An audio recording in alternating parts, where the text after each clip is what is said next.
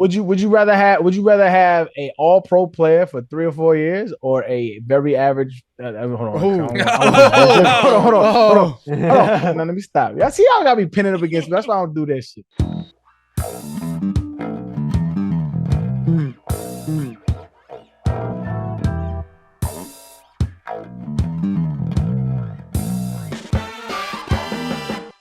Isn't it? I thought an eagle was a one shot, then a putt. An eagle is 2 below. Are we recording? Yeah. Eagle is 2 below whatever par is. So on a par 3, it'd be a hole in one. What's a birdie? 1 One under. below. What? So if you hit it off the tee, get it close to the hole, and putt it, what's that called? It depends what the par depends on the hole. is. Okay. If it's a par 3, then that's a birdie. If you drive the green on a par 4 and 1 putt, then that's an eagle. Okay, If you hit I'll 2 research shots the onto rules. the green on a par 5. Sorry, I'll research the rules in my own time. I realized that was probably a very stupid question. You were on the #1 sports podcast in America for Golf. how many years? Golf Jack isn't Klaus. golf isn't a goddamn sport. So What? I used to say some silly ass shit like that. What defines a sport to you, Billy? That's an interesting conversation. sweating. You sweat when you play golf? Absolutely. Yeah, have you ever played golf? No, I actually haven't. I haven't really, but it's just, I know that's a hot take. It's a bad take. It's probably a bad take. I'm just in denial. It's a sport for You don't really people. sweat when you play baseball, unless you're a pitcher. I think a lot of people would say the same about baseball. Baseball not a sport? I think it's a sport. There's a lot of arguments on that. I know that's a very boneheaded thing to say. I just never got No, into I'm just golf. trying to find out how It's a very hot button issue. Yeah, it is. I mean, I guess you sweat when if it's hot outside, you'll sweat playing baseball. If you sprint to second base. Yeah. There's running. I think that's in Billy's head. Yeah, The difference yeah, is running. if a sport has running. Is running a sport? Yes. Track and field's a sport. Okay. What else is not a sport? Video games aren't a sport. Esports is not a sport. I don't know, man. I've been Wait. back and forth on this. Is poker a sport? That's actually crazy that you would say that it is. Because it was before I got into gaming, right? And it's also, what are we defining as a sport? It's such an ambiguous term. I guess you have to draw the line somewhere, right? Like video games require the people who do that at a high level, like it requires an immense amount of skill. Yeah. But I think there are a ton of things that require incredible skill that aren't necessarily sports. Like what? What requires an immense amount of skill that is not a sport? Well, for one, I'd say video games, but like Operating heavy machinery. Sport? Not. It's also a sport. NASCAR. It's a sport. It's a motor. I don't know, sport. like It's a making motor music. sport. To make music to be like really rich making music, you have to be really talented and skillful. That doesn't make it a sport. But there's nothing competitive about it, right? So it's like it's a subjective thing. I guess it's competitive when you release it, but like you're not necessarily competing against anybody per se in real time, right? It's Okay, like so I'll a put my album, it takes me 6 head-to-head months to competition that you would. Yeah. If Yeah, they I had, mean, that- if they I had think two that's guys with backhoes who can dig this hole the fastest, that's a sport. I Which agree. would watch. I mean, shit. Don't they got them like logging shits where dudes like cut down logs and like that Yep. type shit? Like The that's the it's an lumberjack obscure games. sport, but it's still a sport. Yeah, it's still a sport. I think music has sports too. If there's like fast drumming competitions, so you can get the most beats per Could minute. be. Yeah, it Yeah. could be. I mean, yeah, because I think if it involves, I guess that would be my definition of sport. If it involves some kind of like physical activity, hand-eye coordination, and you're competing with each other in real time, I think it qualifies as a sport. Golf. So if you went on a show with a professional esports player and whoever was interviewing the two of you, for whatever reason this would be happening, goes, yeah, we have a couple of professional athletes here, Arian Foster and this esports guy, you would feel that was like deserved? Yeah, I'm not highbrow when it comes to like that. I can see where people would rub them the wrong way, but like, I mean, it's different. So it's like, like for instance, like when people, because I mean, you kind of feel this, right? So when people say, "Oh, you don't have a real job. You didn't have a real job," I'm like, well, what is a job? You know what I mean? Like I spent my entire life working towards a goal and I obtained it. Like, would you not respect a doctor that knew he was going to be a doctor at 7, went to school all those years, then became a doctor? You respect that, right? And it was like, yeah, but like, why wouldn't you respect my journey the same way? So I understand the visceral feeling of like comparing the two, but it's just apples and oranges. Like it's a different lane. You have to, bro. Like there's some of these cats because I play games now, and so like in order to be like at the highest level, the insane, like if I was to show you some of the aim training things that they do and shit, like I can't do it. I cannot do it, and I don't know that I ever will be able to. I respect it.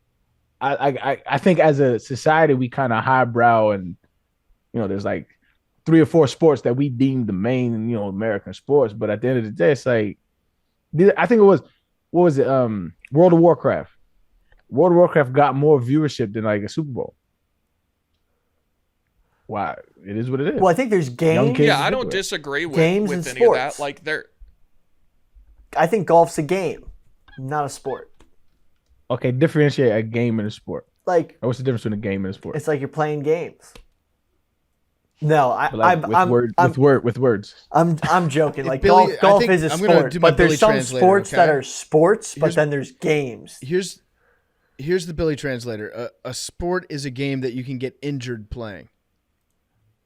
Tiger Woods has trashed his body playing golf. I think he was doing other things. And doing other stuff. Yeah. But like Billy, you should go watch like a slow-mo breakdown of Tiger Woods' swing. No, I know absolutely it's a sport. I think it's, it is, you have to be very You don't talented. believe that though. I know that's the truth. He's just I know that's the truth. Uh-huh. What do you think deep down inside? He's having a fight in his own brain maybe a little bit. Yeah. What about sleeping? I think sleeping could be a sport. Podcasting's a sport under these conditions. I'm sweating. I don't know if now we're just talking. I mean, talking about we're just saying words. Talking but about we're moving our sports can mouth. be more of a sport than a sport sometimes. Yeah. But you're not competing against. There's no competition. Oh, you compete takes. What's the competition? Hottest takes. Around the horn, you get points. I believe you. Ooh. But is it like a? I think no. We're conflating competitions in sports. Yeah. Square is a rectangle. Rectangle is not a square. All sports are competitions. All competitions are not sports. I'm okay with that, but I guess we get into you have to get into the weeds of the definition, and you have to draw the line somewhere. There's somewhere you have to draw. When we were talking about the meat judging, not competition takes a skill to do, but it's not sport. Chess, right. I actually think chess might be more of a sport. Have you ever seen what happens to professional chess players when they compete in these big giant matches?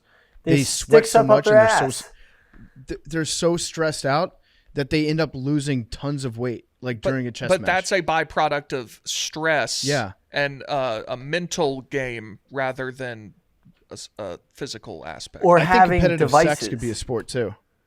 I think if you did like a sex Olympics, that would be fun, wouldn't it?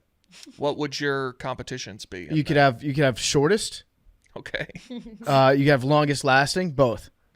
Okay. You could have wildest position. Do you think there could be an Otani that could compete in shortest and longest? Oh, I thought you were going to say that goes both ways. No. Shortest Travis and longest Hunter? competition. Yeah, like he's getting drilled while drilling somebody else. Okay. So you just That's the Otani. The decathlon. Yeah, decathlon. Yeah, you do all positions. You do 10 positions. You judged on That each would be one. genders. Best all around. All genders. Gymnastics. It would be judged like gymnastics. I don't think besides long and short there'd be any other measure. You just have people holding up signs. That's a 10. Yeah, the Italian judge gives a 10 for everything. What country do you think would be the best at the sex Olympics? France. Yeah. No, yeah. they fuck with their face and fight with France their Reluctantly. or Italy. France or Italy. I think Brazil. Wait, when we talk about sex, it depends, man. Because I mean, if girth matters, we got to take into account that stereotype. I'll let you say it. What stereotype are you talking about, Arian? But the blacker the berry, the sweeter the juice.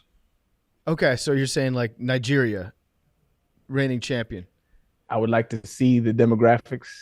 Well, I don't like to see, but I would like to know the demographics and the size differentiation between countries. That would be an interesting. What if you got bonus points for not having the best equipment, but it's like degree of difficulty in diving? So that equals the playing field.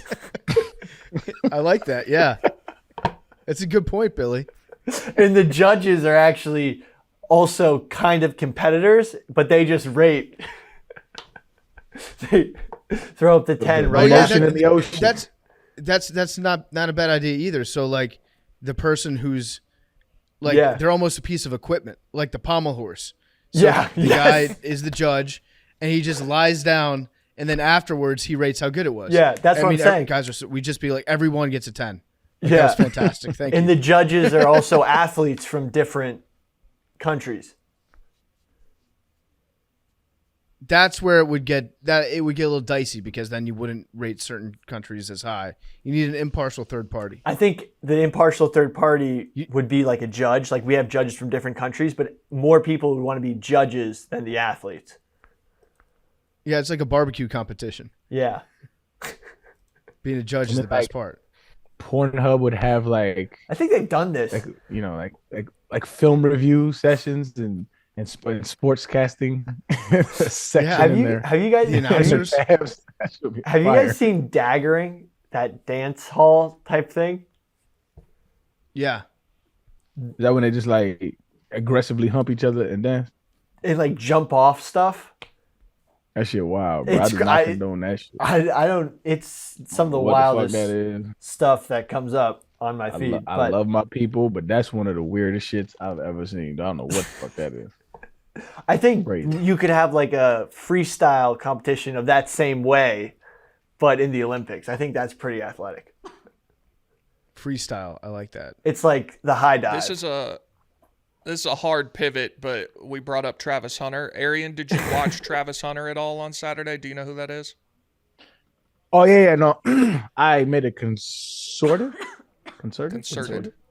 effort to watch Dion, and I am glad that I did. It's again, but when I watch college football, I see a lot of bad ball being played, but I threw that to the side. I was thoroughly impressed with how well coached Colorado was. They were very well coached. They might be pretty fucking good. Yeah, they are. They're going to be a force to be. What I like about it, what I like about what Dion's doing, the controversy within the black community, like what we talk about is like how he left the HBCU and how he kind of sold him a dream. I still get that, and I still think that was kind of fucked up. But what I like about what he's doing is he's shaking up the college landscape in a way that I've always wanted to shake it up and say like the rules that they put in place are all bullshit. And so he basically constructed a team off of his name, and he's changing the playing field and saying, you don't got to go to these big schools anymore. Come over here and they're going to find you. We're going to find you. So Travis Hunter did that, right? He went with them at Jackson State, came with them to Colorado, and now he's looked at as one of the top athletes in the nation right now. And so it's like he's changing the landscape of like what it means for college football for kids to get noticed and want to go to the next level. So I loved it. I don't think that's sustainable for a season, for him to play 100 snaps for a season. But the fact that he can do it at such a high level against a very good team, I was a fan. I was a fan watching. I was more impressed. The crazy thing is that I'm gonna get off my tangent, but the thing that I was most impressed about was his son, the quarterback. He's really good. I didn't know he was that good. Like legit. He was making pro level passes, great decisions. The one thing I think he can work on is like, throwing the ball out when he's scrambling instead of taking those losses. He's not as mobile as I thought he was gonna be, but all things considered, I think he's gonna be a very good quarterback for years to come. I think he can play at the pro level. I was impressed. He can go to the draft this year. So if he plays like that the whole season, he's a first round pick. Yeah. Easily. Yeah. I think USC is the real test. I don't know how good Oregon is. Like, if they're just pretty good. They're very good. I know, but they're 13 now. But like, let's say they get a loss in the next 3 weeks. Like, I don't think that's going to be as big of a test if they show up and like blow out Oregon. But I think USC will really be the tail of their season because I see them. I could see them beating all these teams except USC, and I'm not too sure about Oregon. I mean, Here's the thing. Colorado won one game last year, right? Yeah. Correct. They were really bad. They were like awful last year. I think it's unrealistic to expect them to win all their games this year. Like, that's not going to happen. They have a totally new roster. They're definitely way better than we thought they were. They have one dude returning, and he's a white safety. Yeah, I know. I was got a pick. He's the only white dude on the defense right now, I think. I was so hyped to see that. I was like, he must be a dog. Like, in order for Dion to keep you, and he told you, I'm bringing my baggage, and my baggage is Louis, and for him to withstand all of that mentally, because I know they wanted to run most of them dudes off. I know how that whole process goes. They wanted to run them off, and I'm bringing all my guys in, and he stood, and he stayed, and he competed, and he started. Shout out to Buddy, man, because he must be a dog. Like, in order to stay there. We need to go look. Dion put on their uniforms. I don't know if you saw this. They don't have captains. They have leaders and dogs. So Travis Hunter has a D on his jersey, and Shadur Sanders, the quarterback, has an L. So we need to see if that guy has a D. I actually like that on his jersey because there's a lot of teams where like the best players are silent leaders, and they don't have the best, but they're the best players. But they get captainship because they're so good, but they don't have the best leadership skills. So then you end up like in a scenario in the season where people are looking to the captains for leadership, but they're just great players, but not leaders, but they're dogs. So that like differentiation's sick. I think that's like okay. I'm looking up the names of the safeties right now. Tell me which one you think might be the white guy, Dion or Arian on Dion's team. Shiloh Sanders. It's definitely not him. I know it's not him. That's Cameron Silman Craig. That's the guy. You think it's Cameron? No. Could be pronounced Cameron. Yeah, I think it might be Cameron. C-A-M''RON. Maybe his parents named him Cameron, and that's where it comes from. It's Trevor Woods. It's Trevor Woods. Is it? Yeah. So let's see if I can find any. He's like number 40 something. 48, 43, 43. Ooh, and that's that's old Troy Polamalu number. He know what he's doing out there, man. I'm telling you. Let's see if we can find any recent pictures of Trevor Woods to see if he's to have one returning player on a roster and to have the media hype that this coach is this the most hyped coaching change of all time, is it not? In college football? I'd say so. Has to be. I mean, in the sense of it is the highest percentage jump in media attention of any program ever. For sure. Like Colorado went from nobody talking about them to, I mean, yeah, it probably is because Urban Meyer went to Ohio State. That was a very hyped move, but everybody talks about Ohio State regardless. In terms of, from going to the outhouse to the penthouse, definitely. This how you know. They were marketing the game for this when they played TCU and the next game. The picture player for the other team is a player. They have Dion for Colorado. I've never seen no shit like that before. It's usually like player versus player, but they got a picture of Dion versus some quarterback that they play. You know what I'm saying? Like that's I've never seen that before. Dion's a different animal, man. I mean, college football has always been more. I found a picture of Trevor Woods. He does not have a letter on his chest. I saw that too. We got to get him the dog patch. He might be a dog. He has to be. You know what? Who's that stand-up where only white dude on an all-black defense? Only returning starter in the biggest coaching change, media hyped in the history of college football. He got to be a dog. He's a dog. Shout out to him. Aaron, I got a question because this show is about exchanging points of view, finding out more about each other as individuals, finding out more about other people's cultures. It's a question that I've been wondering for the last couple of years, maybe 3 years here at Barstool. Mm-hmm. I've noticed, and it's not like a negative thing or anything, but something that I've definitely noticed across the board. African American people tend to refer to barstool as barstools with an S. They pluralize it. Is that? Can you explain to me like why that might be? Because I'm genuinely curious. It's something that's like it's definitely noticeable. I just don't know why. I don't know that there's a reason. I feel like so like I don't know if y'all ever heard me about hey dogs, like chill out. Like I'll say dogs. Like I'll say dogs. Or like when they be like, hey, y'all want some Sonics? Okay. I don't know what that is. We pluralize a lot of things that aren't plural. I don't know. That's interesting to know. So it's not just the name Barstool. It's kind of across the board. Nah. It's kind of just I don't know. We always slang everything. I don't know. I don't know a specific reason, but I like we always it's like an inner joke too. Like it's Sonic, not Sonics, y'all. Get it together. Like we do that shit all the time. I don't know. I've actually noticed that a lot in the South also. I think Southern people like Kroger's. Everybody says Kroger's, and it's Kroger. It's also like dads I think that talking might about be... social media, like Bill Belichick talking about social media, like your Facebooks and your Snap faces.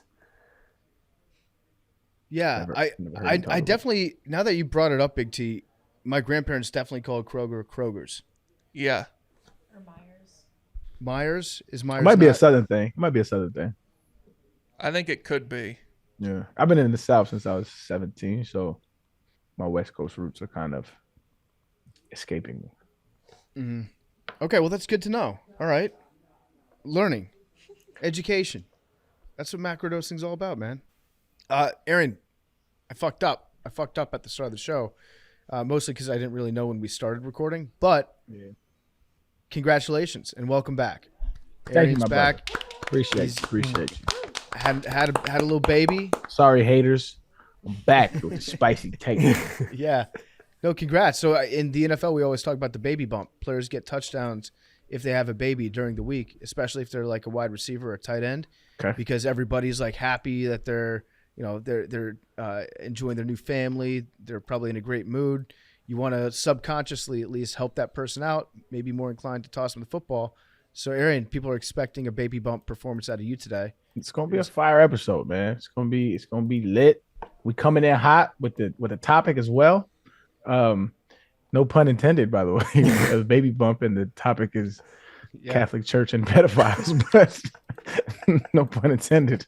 We asked Arian in the group chat yesterday, like, hey, what do we want to do for tomorrow, whatever. He just goes, Catholic Church /pedophiles ? I was like, oh, okay, wow, you're really, we're back. Mm-hmm. We're back. Yeah, I was thinking about topics. Like, we ain't touched that. You know what I mean? So might as well. Christening the baby. It's good to be back though, man. It's a nice little sabbatical. I'm back though. Yeah, we're happy to have you. So what's new? What's new in your world? A bunch, actually. This was probably one of the longest 2 weeks of my life, man. A lot of stuff I won't share on there, but it was a lot of roller coaster ride. A lot of good, a lot of bad. It's just a whole bunch of shit, man. And so I'm just glad to start that little stint in my life is over. Happy to move on. That's good. I'm glad that you're back too. What do you guys want to talk about before we get into Catholic Church stuff? Anything? I got one thing. I came in with something I wanted to. Well, I didn't know, right? And so, because I just had a child, and so I didn't know how hard it was for women to have maternity leave. Like a lot of people don't have paid maternity leave. I had no idea. Like you have a baby, and they're like, "Yeah, we'll give you off. We're just not gonna pay for it," and they don't pay them. And so it's like they just have to take 3 months off, 4 months off, and just exist. Like that's crazy. I had no idea. That's just no. And I think like in Europe or something like that, like it's paid, right? To my understanding. Yeah. Oh, and it's like a long time. Yeah. 2 years. It's like a couple years. Do you really get 2 years? I think I've heard that somewhere. I think in like that could France. be incorrect.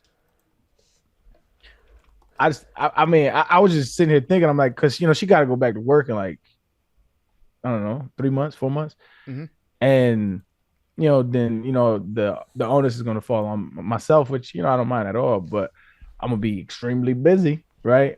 Where it's like this could be a shared thing, but she got to go back to work. It's just like a whole thing, like average working people. It's tough. That's tough having a child. I just don't remember like going through this because like previous children were born and like they didn't work, and so it's so why I was thinking about people actually have to go through this.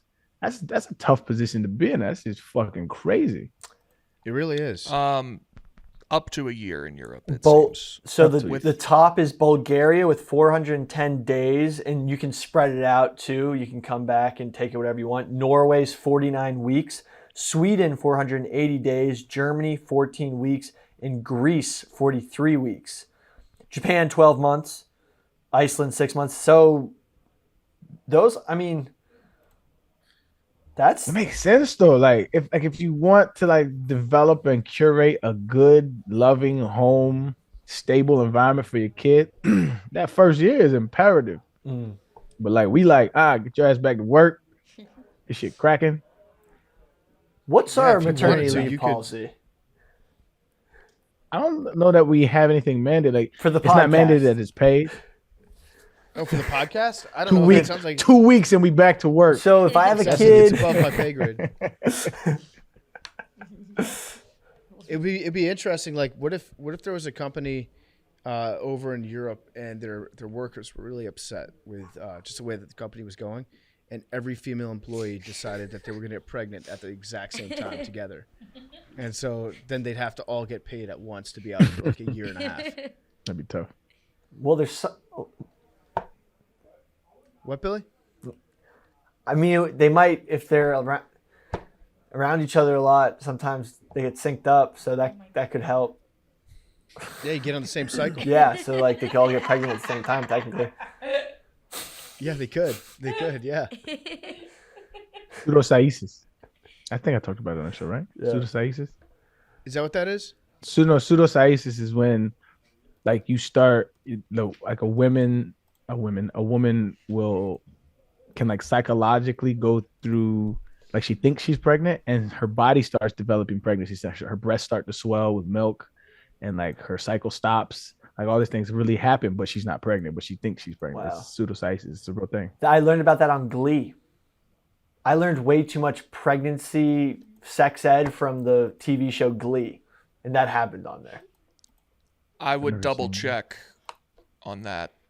Yeah, but I know it was terrible. No, just whatever they're teaching on Glee, I would consult a second reference. How many people get pseudosciasis each year? I want to know more about this. So, I mean, the mind is a very powerful thing. That's why the placebo effect is like studied, because if you convince yourself that something's happening, then your body will actually develop those symptoms. I mean, bro, like one of the best feelings in the world is an orgasm, right? Like that's one of the best feelings we have as humans. It's amazing. Make a quote card out of that, please. One of the best feelings is orgasm. Arian. But like seriously, and then when you're sleeping, you can give yourself an orgasm without any physical touch. Mm-hmm. That's crazy. The brain is powerful. We just don't utilize it. A lot of the time, you're like humping your mattress, though. Is that true? We don't know that. Billy just made that up. We don't know that. Is that true? I don't sleep on my stomach. Yeah, I don't either. Your brain can initiate an orgasm without physical touch. It happens all the time. Mad Dog has a fact here. Mad Dog has a what? She has a fact. Pseudosciasis, it says that there are between 1 to 6 cases per 22,000 births. So you got to do some math there. That seems like a lot, though. Wait, so that makes it sound like it's being pregnant and not knowing. No, that's per births. They like show up. It's being pregnant, and false pregnancy. It's your body giving all the signs of pregnancy, but you're actually not. It says fewer than 600 cases have been formally documented. Okay, so it's not that frequent, but it is a thing that has happened. It happens, yeah. It says it was way more common when pregnancy tests weren't as accurate. Oh. But the inverse can be true too, right? You can be pregnant and like there have been women who have been pregnant and not known at all. It's a whole TLC show. Dude. Yeah. You would much rather be pregnant, or you'd much rather not be pregnant and think that you're pregnant. Yeah. Yes. But it'd be the bigger Jones though, right? It'd be the bigger Jones. It's not like I saw a sorority girl on TikTok being insensitive. who's like, I was I pregnant. mean, there's big sorority girls. No. Really? Like you think they only all skinny? Well, Like, what was that? some of them are very selective. But no, like That's crazy. I know, yeah, no, seriously, no, like there was a Dude, TikTok. I don't know enough about sororities, but you told me they Dude, do it's way too much cutthroat. for this sorority. I got roped into watching like some sorority documentary, and they're like, there's some cutthroat, crazy shit they make them go through to like make the sorority. From Like Hell Week. no, but it's not like it's pure training camp. Yeah, It's like judgment. trying out for the Navy SEALs. It is. They call it what? It's Rush. Rush. There you go. Yeah, Rush. But this tiny girl ended up having a baby, and like she raised him. And she ain't showing no like Nope. her belly ain't grow. Nope. That's crazy. I saw it on TikTok, that one. But I want to do I want to make those fake lottery tickets that say that you won. Yeah, and you Ken didn't Jack actually win? got me with that one time. Yeah, you gotta be woke than that. I should have. It was disappointing that I allowed myself to get got by that. did Yeah, you? I want to make just fake positive pregnancy tests. That's fucked up. That'd be funny, wouldn't it? And just hand them out to strangers or like coworkers? Or No, what? like go sneak into a supermarket and put my own package on the shelf. That's That might fucked be up. a crime. That's not cool, I don't dude. agree with that. I don't agree with this one. Yeah, this is a bad take. It's probably a bad take. It's probably, but I'm saying it wouldn't be as bad as Yeah, I want if you to made fuck a somebody's fake negative. life up. Yeah, A hell fake yeah. negative would be worse. Would that be your defense in court? Yeah, No, this is just something you don't Honor, fuck I around with. considered making it a fake negative. When you But I consider didn't. what It I could've could been have worse. done, Yeah. Think about it. I got one more thing. Sliding scale. I got one more thing, and this is more towards Maddie and Mac.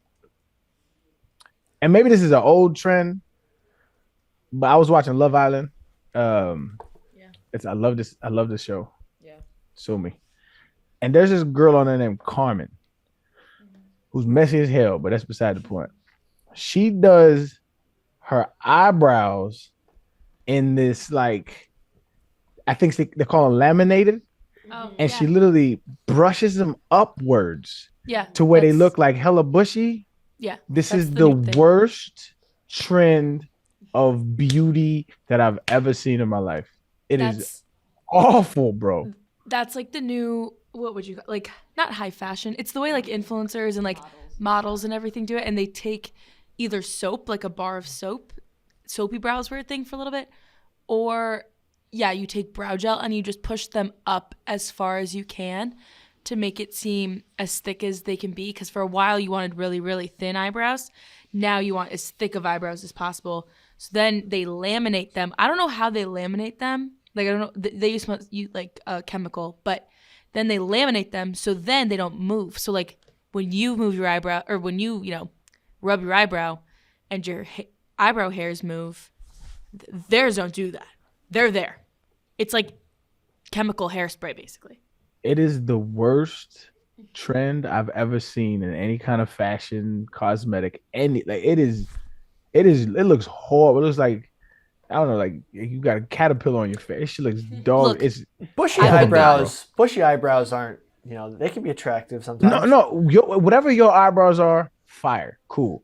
But to brush them upwards and then like paste them like that, it's the weirdest shit. And I'm not really, I don't want to like shame people. Whatever makes you feel beautiful, fine, whatever. That shit ugly as shit. And she does it every episode. I'm like, you wake up and brush your eyebrows up. Well, yes, that, or she has them laminated, and so she doesn't have to do anything. She just wakes up and they're there. But I have been got by that trend once or twice. I haven't laminated them, but I do. There are pictures out there of me with some bushy eyebrows. That shit's horrible though. I can't. There's an in between. There is a way you can do that without looking like you got zapped by an electrical fuse. It's just not a good trend. I mean, that's just a personal thing. I know there's probably some women out there who'll be like, hey, mind your business. And blah, blah, blah. That's fine. That shit is dog ugly. Bro. That shit's horrible, bro. That's all. That was my 8 off. Is that Love Island US or UK? Oh, US. Oh, US. okay. Yeah. I do watch the UK one though. UK is way UK girls do some weird shit from that standpoint. Like what? Like you can, for some, like, it's hard to explain, but I can look at a girl and know by the way she does her makeup that she's from the UK. I don't know what it is. Oh, I like this. I like this. We got to test this out, Billy. Because she's a chav. Yeah, she's a chav. Yeah, what's that called? A chav? What is it? Yeah, they like it's like Jersey Shore, but like different. Yeah, it's basically like the Jersey Shore of Britain, or like Jersey Shore girls of Britain, where they're like super orange, like they spray tan their skin super orange, have super, super intense makeup, and like a lot of like hairspray going on. It's like basically like Snooki of Britain. Yeah. Okay. Snooki, but on Tuesday in it. Yeah. We should do a blind sampling, New Jersey or Great Britain, and see how good Billy is at that determining the two. Yeah. Usually, but the thing is, because the British girls are so pale at like the side of their face, you can see that they're not actually tan. That's the difference. Yeah, Jersey girls are just very, very tan. Yeah, they're using bronzer. But you in get England. a Jersey girl in like August. And what would be the funniest conversation? Like two accents talking to each other in English. Like what would be the funniest conversation to listen to? They wouldn't understand each other. Notice that like just two random, like what would be the funniest conversation? Jersey and a chav, probably. I'd say like Liverpool, Alabama, and like a French person speaking English. I was gonna say like somebody who actually lives in Nigeria. Okay. Yeah. That'd be very funny. That'd be funny to hear. Texas and South Africa. South Africa. South Africa, sir. I'm from South Africa. They do have a funny ass accent too. You're a Bushman. Before we get into the Catholic Church, I'll say that. do you guys want to talk about the big news that's coming out tonight? Wait. It came out last night, actually, if you're listening. I wanted to talk. Is this about, by the way, Tucker Carlson having that guy on who says Barack Obama is gay is low standards even for him. That's something I want to mention. That's definitely what it is. Is it though? I was like, this is total bullshit. Wait, is it Dave? Are they interviewing Dave again? That'd be funny. I saw somebody did post a screenshot. It had the caption like, "Man says he had sex with Barack Obama in 1999," and it was a still frame from the video of Tucker interviewing Dave. it was a very funny meme. But yeah, Tucker had on a convicted con artist actually. What's his name? Larry Sinclair. Yeah. So yeah, he's a con artist. He's been arrested for like forgery and a bunch of stuff. And he interviewed him about the time that Sinclair allegedly claims that he had sex with Obama in 1999. The story goes something like this, because he did tell the story back in 2008 also, right? So here's the story, and we can do fact or fiction. Do we believe this guy or not? All right, so Larry Sinclair is going to Chicago to attend his godson's graduation from the Naval Academy or some sort of Navy ceremony. And he arranges for a limo driver to take him around the city. And then he asked the limo driver, hey, can you show someone that can show me a good time in Chicago? The limo driver then proceeds to say, I've got just the guy. Yeah. Takes him to meet Barack Obama, who at the time was a state senator, right? Who the limo driver knew. Yeah, the limo driver's like, I got just the guy that will fuck you. And he takes him to meet Obama. And then Larry Sinclair says, hey, I want to buy $250 worth of Coke from you. Is that cool? And Obama's like, absolutely it is. So Obama takes out the Coke and puts it on a CD case. Larry Sinclair starts to chop it up. And then Obama pulls out his crack pipe. And then he starts smoking crack while Larry is snorting the cocaine. And then Larry proceeds to give him head. And then they have sex with each other twice. And that man's name was Barack Hussein Obama. And so then he told this story in 2008. He told it at the New York Press Club, or maybe it was the National Press Club in D.C. And no one really believed him at the time. And in fact, he got arrested just a couple months later on charges of forgery and a bunch of other stuff. But he put it out there at the time. He did mix up the limo driver's name. He gave two conflicting names on who this limo driver was. It's a long time ago. It was a long time ago. Who can remember who he had sex with in Chicago 9 years ago? Yeah. I think it would be even funnier if it was true, but it wasn't Barack Obama. It was a Barack Obama impersonator. Yeah. Who knows how many guys this fake Obama's had sex with? It wasn't really Obama impersonators in '99, though. Yeah, but can you imagine how cornered the market would be? I mean, the OG for sure. Yeah. Like if some dude was like, I had sex with Barack Obama in 2010. It was just a Barack Obama impersonator, and this guy swore in his like cracked out binge that it was Barack Obama. Yeah, it's actually not a bad idea. Being an Obama impersonator, you happen to be gay, you travel the country, and you sell people hallucinogens, and then you have sex with them, and then everybody thinks they fucked Obama. It's actually, that guy would get hired for parties, I bet. Like, I swear to God, if you go to see this guy, you will 100% believe that you fucked Obama. That guy would make a lot of money. This Obama gay cosplay. Yeah. Yeah, it's like hiring like a fake cop stripper to show up at your house, but you get fake Obama. Does the fact this guy could be a nut job? Who knows? I don't know this guy from Adam. Who knows? Well, yes. Pretty sure we do. Okay, he might be a nut job. Does the fact that Obama said he thinks about having sex with men a lot change your make you think there's a 1% chance this guy's telling the truth? Big T, There's a didn't reason you why this say interview is coming out now, and it's because of that. Didn't you say out of context you'd have sex with men on this podcast? I don't believe so. Go on, Billy. He wasn't necessarily Yeah, I'm alive, interested. but like a lot of things can be taken out of context. Oh, I said I'd fuck Billy's corpse. So, I mean, take that out of context, you're a gay necrophiliac. So, No, Sure, dude. I'm actually like the Obama I mean, slanders. that's a what? Would the sexual preference matter if there's a lifeless body? Like, you know what I'm saying? Let's not debate this.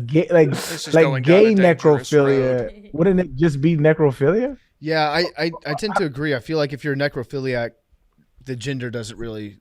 That's not gonna stop you. So if you're like that guy on 1,000 Ways to Die that had sex with the cow heart, are you a necrophiliac or a bestialitist? I don't know the show that you're talking about, Billy. You dropped that like it was American culture canon. 1,000 Ways to 1,000 Die Ways. is absolutely culture canon on Spike TV. Is it? This sounds like just a Billy thing. You guys don't have testicles. You sound like, if you didn't watch Spike TV. you sound like that dude on Dodgeball. He's like, I learned it in Obscure Sports Weekly. Like, no, not everybody reads that shit. Did you guys not religiously watch Spike TV? We did not. I mean, Clearly not. I watched it occasionally. I know the show that you're talking about, but there's 1,000 different ways. I didn't see. All I 1,000? watched maybe 2 episodes. No, I didn't watch all 1,000. I think the only show I ever watched on Spike wasn't Pros versus Joes on Yeah. Spike. Yeah, and that's coming back actually. Is it? But it's gonna be pros versus bros. Okay. oh, is that Deshaun Jackson? I seen that shit on Twitter or X. Yeah. It's Twitter. That Fuck show it. was so good. It was good. People just I'm getting not doing embarrassed. that. So do not contact me. I'm not fucking running the ball against no Yeah, regular probably 'cause dude. you're scared of getting your ass I'll kicked. be Call it what you want. a bro. I will not be doing that. If Yeah, you're Billy, looking you for should a bro, be a bro actually. If you're looking We've for a got some bro, footage I'll already come. on pros versus bros where it's Will Compton against Billy football. We don't have to talk about this, but that was Well, we trash have some ball footage of placement. Arian too. People forget he gave up a reception. Oh, that's right. Yeah, Big T went across the middle big time on Yeah. him. Dipped the shoulder. Unreal.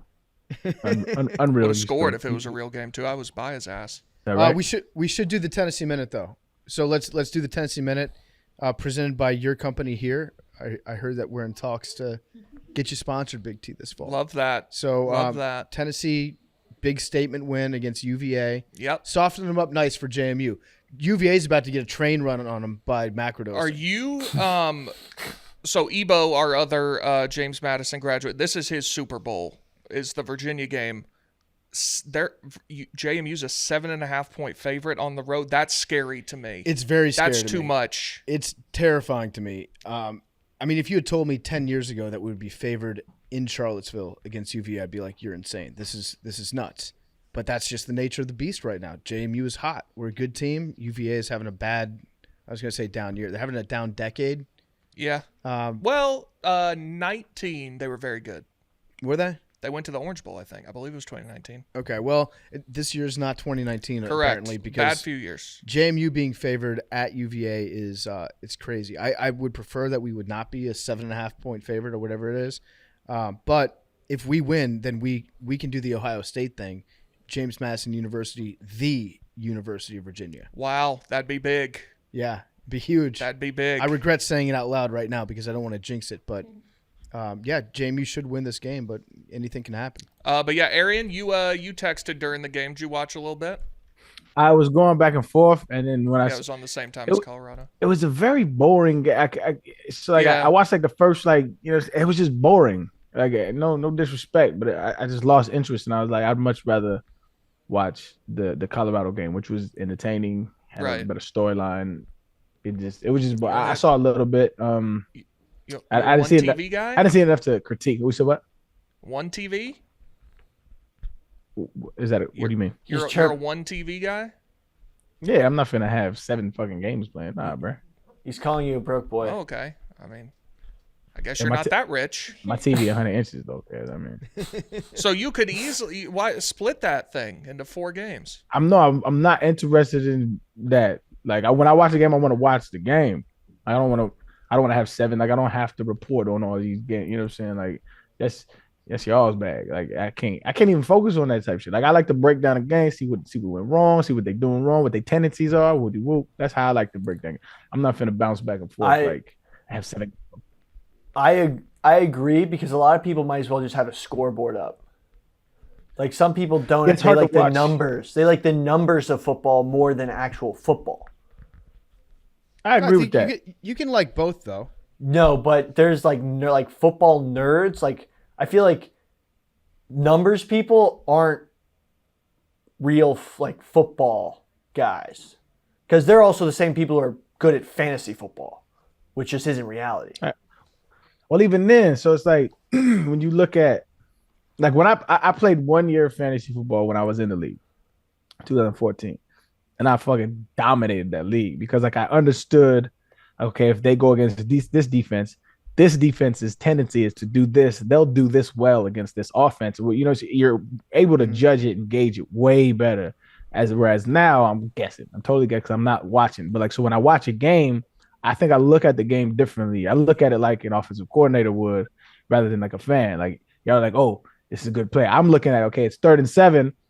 What are the tendencies of this defense on the 3rd down? What formation did they line up in? What is the, what I'm saying? I look at the game like that. And so to have 4 games on, I can't compartmentalize the game like that. It doesn't make sense to me. I like to watch the routes and the coverage and just watch it all develop at the same time.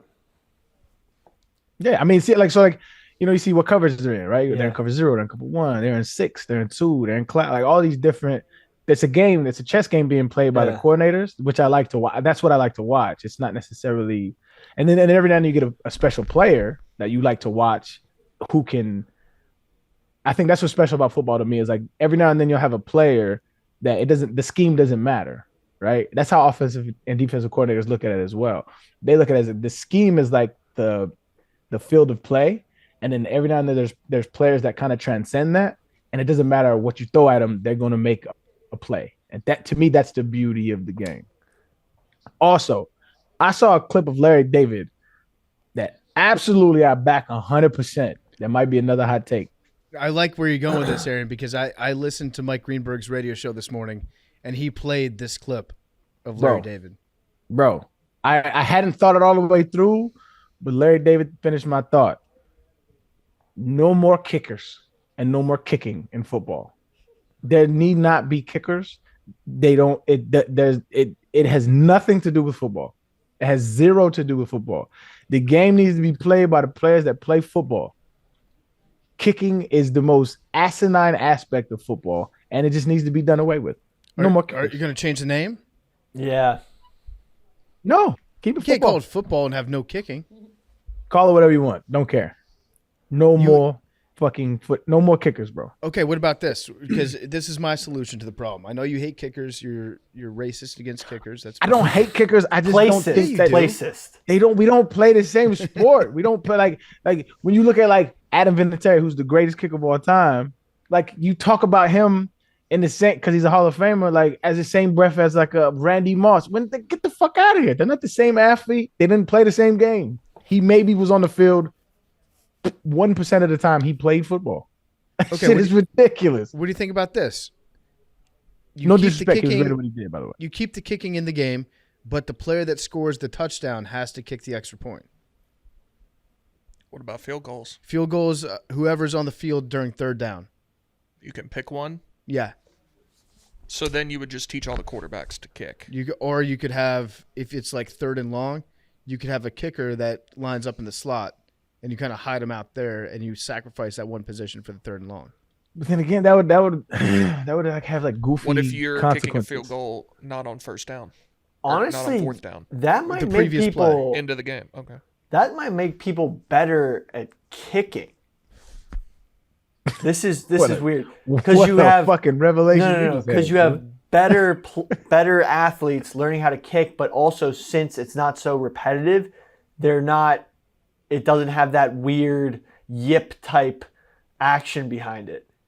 You know what I'm saying? No, I disagree with that, Billy, because the kickers that we have in the NFL right now are so fucking good because they're specialized, because they grow up kicking and they go to kicking camps from the time they're like 12 years old. The kicking has never been better. Yeah, but that's in the NFL across the board. That's the same reason. It takes a lot of work to be that good. No, but that's the same reason why they get like weird mental shit, because they've been doing it for so long. The same thing that like it's like so perfect that the pressure like it snaps them, and that's why. Even when a kicker has a weird mental thing going on, like Brett Maher, was that the guy on the Cowboys last year? Yeah, couldn't make a field goal or an extra point at the end of the season. Yeah.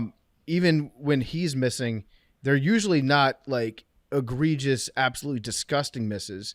When you get a guy who's not a specialist that tries to kick, usually their misses are just fucking awful. So yeah, Mayer had like a mental problem, but it's different when you're trained to be that good at kicking for like your entire life.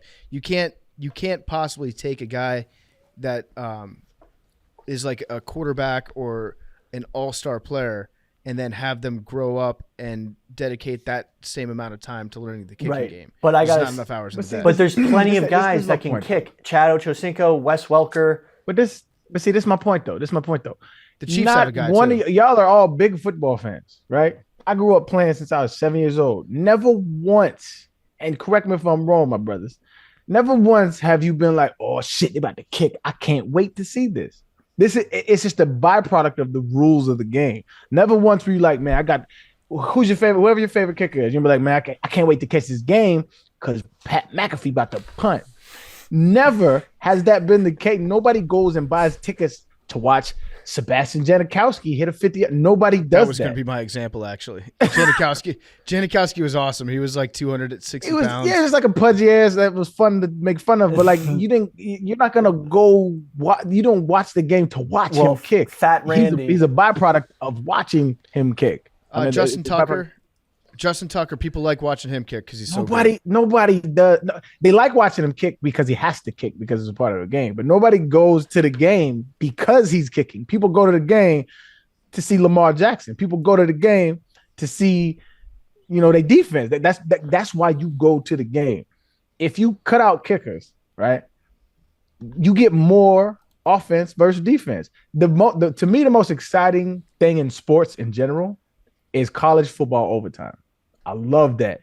Line up at the 25, offense versus defense, stop them, right? Same thing. Like if they adopted that in NFL overtime, it would be amazing. But even more so, if you cut out kicking, they already low-key have because they moved it up because they saw there was a lot of injuries and kickoff return, right? So they moved it up so that it's mostly touchbacks now. There's really no kick return anymore. So that's kind of null and void. We've already kind of done away with that.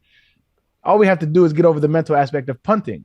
Now you're going to have to be more strategic with your offense because you have to go for it on fourth down now. I have to say. And they get the ball right there. I do. I love it. You would see more football, less fucking kicking. No, but I love special teams. Kickoffs and punts, I think, are fun to watch. you'd be in the minority, fam. But I love that you like that. No, but like watching great kick returners, Deshaun Jackson, Giants, Eagles, Thursday Night Football or Monday Night Football, like when I was in 5th grade, that was like one of the most exciting plays I've ever seen in my life. And I was like, oh my God, like now every punt could happen like that. Love that. But the thing is, you're going to see who, though? Deshaun Jackson. He's a receiver. He made plenty great plays like that on offense. I know, but punt returns and kick returns, like watching guys return them is a part of the game. And again, have you ever seen a kicker try to tackle a real athlete? It's fucking hilarious. But when he does, it's hilarious. Yeah. It's hilarious. It's hilarious. That's what I'm saying. I don't think kicking needs to be in the game. I'm with Larry David. I stand by my brother 100%. Kicking. All right, let me ask you this, because so field goals, obviously, they're, let's say, just you may just disagree with this premise entirely, but let's just say for the sake of this argument that you have to keep some sort of, obviously touchdowns worth 6 points, field goals worth half that. You have to keep something in the game that is worth half of a touchdown. How would you do that? Why do you have to keep something that's worth half a touchdown? I'm just saying because that's what we've always had. So if you get rid of kicking entirely, you have to come up with a new rule to get something that's still worth 3 points. I got a good one, but he can answer first. I guess I don't agree with the premise, but if we're going off of the premise, or maybe like a turnover is worth a point or something like that, right? Where it matters. If you lose the ball, it's not just a change of position. Now you lose a point. That makes it a way bigger point of emphasis, right? And I haven't thought of that one all the way through, but maybe something like that, something that we're on the field of play is where the points are determined. Not some dude that never goes to meetings, sits on the side all game long, and he gets to decide whether these dudes that have been putting blood, sweat, and tears in for 3 hours, he gets to decide whether they win or lose. It's just goofy. It makes no sense. But there's nothing like Tennessee, Alabama last year, lining up 2 seconds on the clock, tied game. Guy comes in, you're just waiting to see what's going to happen with this kick, and he nails it, and that's awesome. But that's because your side won, right? Okay, even as a fan, hear me out. Even as a fan, would you rather it be decided by the players that have been banging it out all game, or some cat who's wearing number 86, who, you know what I'm saying, who don't play football? He don't play football.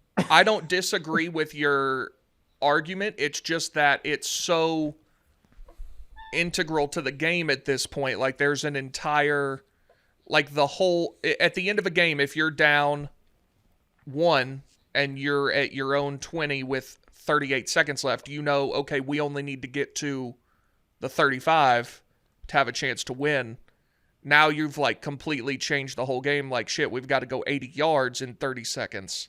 It's just, I don't disagree with what you're saying that nobody is, for the most part, nobody's buying the kicker's jersey, but it is part of the game. And if you took that away, it'd be changing it dramatically. And I think once you get over the fact, the emotional, what about field goal? I think once we get over that as a society, we would enjoy the game better, because then the game is settled by the players who are playing rather than cats who just never are on the field and who have small shoulder pads, who have 1-bar face masks, and who are, if you touch them, it's a flag. Get that shit out of here. It's not ball, bro. But hey, it is what it is. Instead of an extra point, I think we should have a goal line Oklahoma for 1 point. I think that'd be pretty sick. I love that. I love that. Bang it out. You have to go for 2. That would make that shit. You have to go for 2. No, I line it up on the 2-yard line, and you got to go for 2. No. Just make it 3-on-3, 5-by-5 box with the goal line in the middle, and just have one guy, someone's got to move. You know what I'm saying? I like that. 3-on-3, 1-on-1. Some kind of nuance of that. For 1 point. Some I think kind of that'd nuance be sick. of the What players. if you kept the kicking in? Playing. The guy that scores a touchdown has to kick, or if you want to go for 2, then a player that's on the field that weighs over 300 pounds has to kick. Sneaky. There's a ton of offensive linemen who have freakish flexibility Like I know a lot more fat guys that can do splits than like super athletic guys. I don't know why. One of my best friends in the entire world, AP Ant Parker, he actually coaches for Georgia Tech. He was my guard in college. He has the best feet on ladders that I've ever seen from any corner, from any receiver, any running back. He has the best feet I've ever seen, and it's wild. I don't know how he did it, and he's the fastest swimmer I've ever seen too. He used to kill everybody, all DBs, running back, anybody. Boy was bad. I don't get that. That's just wild. But yeah, I mean, I'm not disputing the fact that big dudes are flexible. They've got good footwork, but Billy, no, but so they can kick. You're definitely underestimating how good professional kickers have become. No, I bet that they're great at their job, but extra points, I think, is pretty like. It's not well, that now easy. they're from the 15. I mean, yeah, it's but not that have you easy, seen? Billy. Did you see you the have to compilation? kick a 33-yarder. Have you seen the compilation of all the non-kickers kicking field goals? I think it like NFL. Yeah, just you named 3 guys in the course of the last 20 years of the game. It's like 8 dudes. Okay, so 8 guys over the course of 20 years who are allowed can to. Kick who are allowed to. Also, when they were from the 3. Yes. So yeah, Ocho Cinco, pretty good. He's got a fucking leg on him. I'm saying like legitimately Chad Ochocinco is good at kicking. Justin Reed, the safety. He looks like a super soccer fan. He is. Odell. Justin Reed, the safety on the Chiefs, is a fucking beast. He can kick 50-yarders. Yeah. And he like knows what he's doing. He's awesome at it. Wes Welker, I don't think he ever kicked an extra point. I think you're talking about Doug Flutie, Billy. No. Wes Doug Welker Flutie kicked doing one. a drop kick. I do respect the profession. Okay. Like I don't want to get that twisted in the soundbite y'all about to cut up, and I'm about to get shit. I do respect the profession, right? 1000%. Those dudes are great at what they do. I just don't think it has much to do with actually playing the game. Like so much so, it's like we used to fuck around like before and after practice, or like during special teams, and like a couple times, like I tried to kick. And the coaches were like, "Hey, stop! Like, do not." They would not let us kick because if you don't know what you're doing, you can actually hurt yourself. You can actually like pull something. You know, like it's a real risk because like it's not easy to do if you don't know what you're doing. Like, so I respect it from that standpoint. My argument is just, I feel like we would enjoy the game more if there was no kicking. But I think you have a soft spot for kickers, PFT, because you. Well, he's a kicker. I do like it. I do like it. Well, I did other stuff too. But yeah, I'm a kicker. Or if you're going to be a kicker, you're not allowed to wear a helmet. Did you guys... So yeah, Billy, there's been a few guys that can do it, but it's not like it's super common across the league. I think these are all extra points. No, I'll tell you, I think if you allowed more people to do it, like if you like polled NFL players, I think there would be a larger amount than you would think. Just not nearly at the same level. True. Okay. True. Did you see that Jill Biden has COVID? I did not see that. You didn't? I think they're trying to kill Joe Biden. I think the DNC is trying to kill Joe Biden so he can't run, and they're gonna do it through COVID. Yeah, I'm on board. I'm just bringing calling it back just in time for the election, baby. I Mask know. up. Whoopi, Jill. Wait, if Joe Biden was trying to win the election by having COVID come back, you think he'd give it to his wife? No. I think the DNC is trying to kill Joe Biden. So how did the DNC give Jill Biden COVID? Well, there's an under-the-table deal. Listen, I'm just pulling on these threads. You exit quietly and without issue, and we'll take care of you. Okay. Who's their backup? Who do they want? Gavin Newsom. Gavin, I mean, he's being you see him out. He's in every press conference. He's talking about everything. He's going to be the guy. I think that the Republicans are going after Obama because they're afraid he's going to try to run again.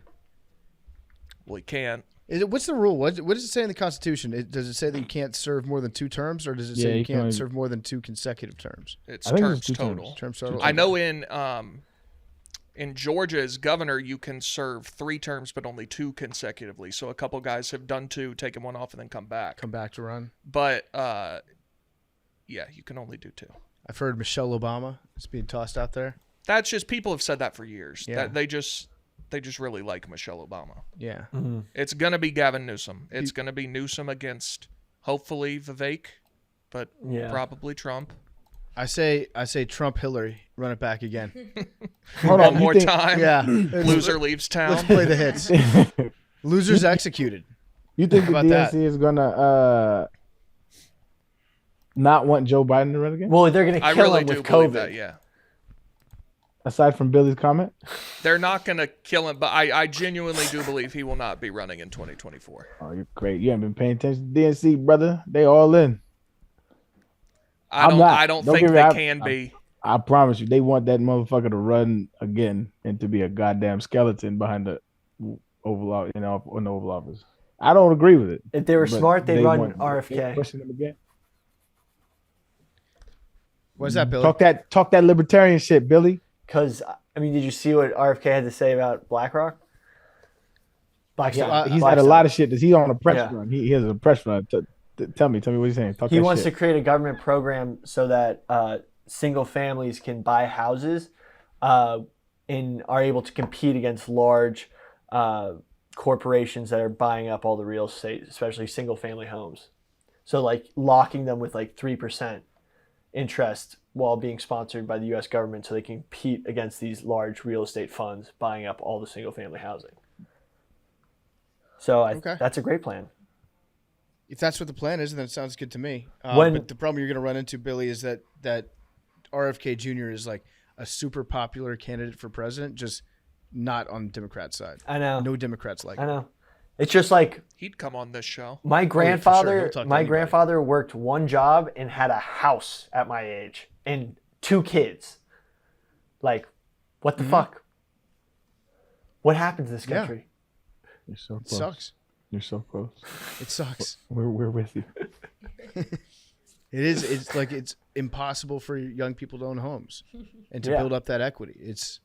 What would you say the main cause is, Billy? I do think it's definitely some monopolistic occurrences, and I don't think our government's enforcing antitrust as it should. Mm-hmm. We just disagree on why that is. I think Gotcha. antitrust keeps the market more free and not control. Okay, we can move on. Any other topics in the news? No. Did you see that building in New York everyone's finally discovering is an NSA hub that just looks at all the internet and phone traffic?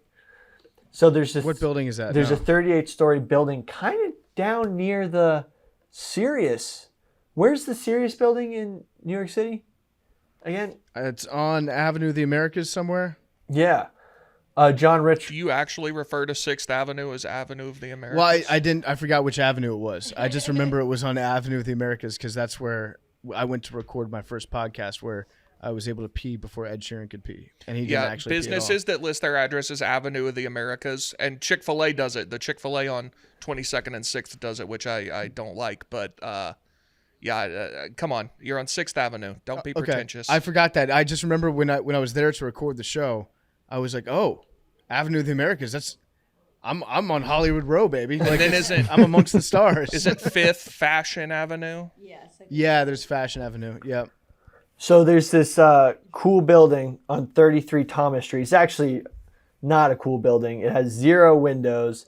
It's totally brutalist architecture, kind of like some. So why did you say cool, Bill? Why did you say cool building? Well, it's like cool because it's interesting, because okay. it's been sitting in the middle of Manhattan. It's been there since 1968, I think, and 1969, and it was originally for like the core part of AT&T Long Lines department that housed solid state switching equipment, and it's supposed to be built to withstand a nuclear bomb.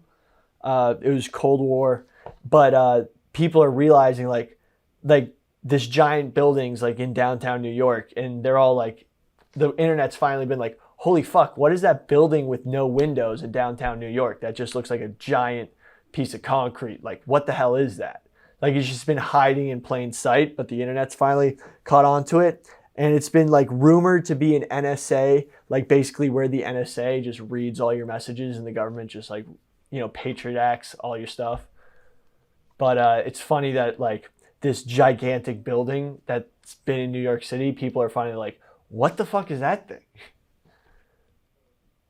Yeah. So, Billy, Show me a picture of this was known like 7 years ago. I know.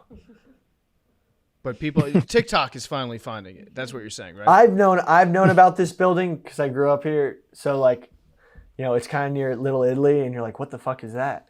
But it's funny that like the new age internet's finding out about this random building.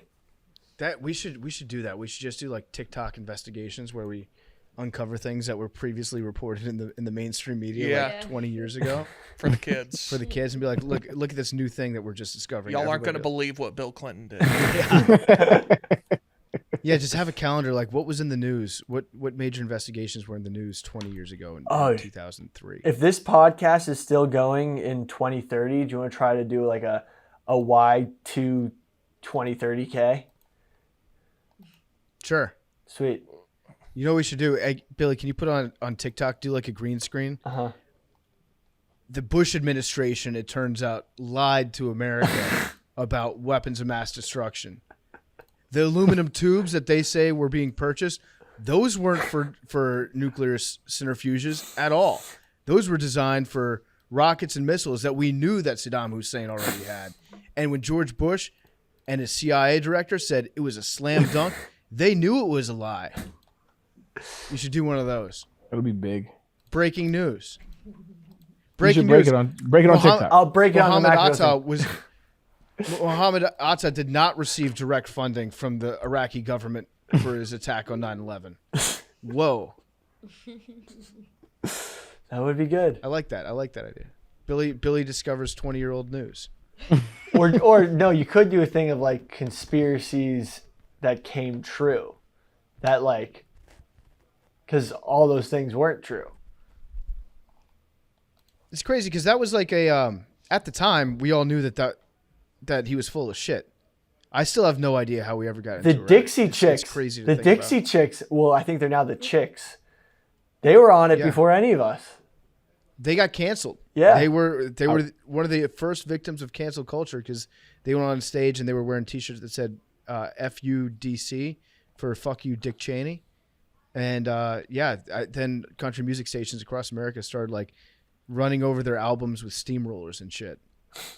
I remember I was in high school.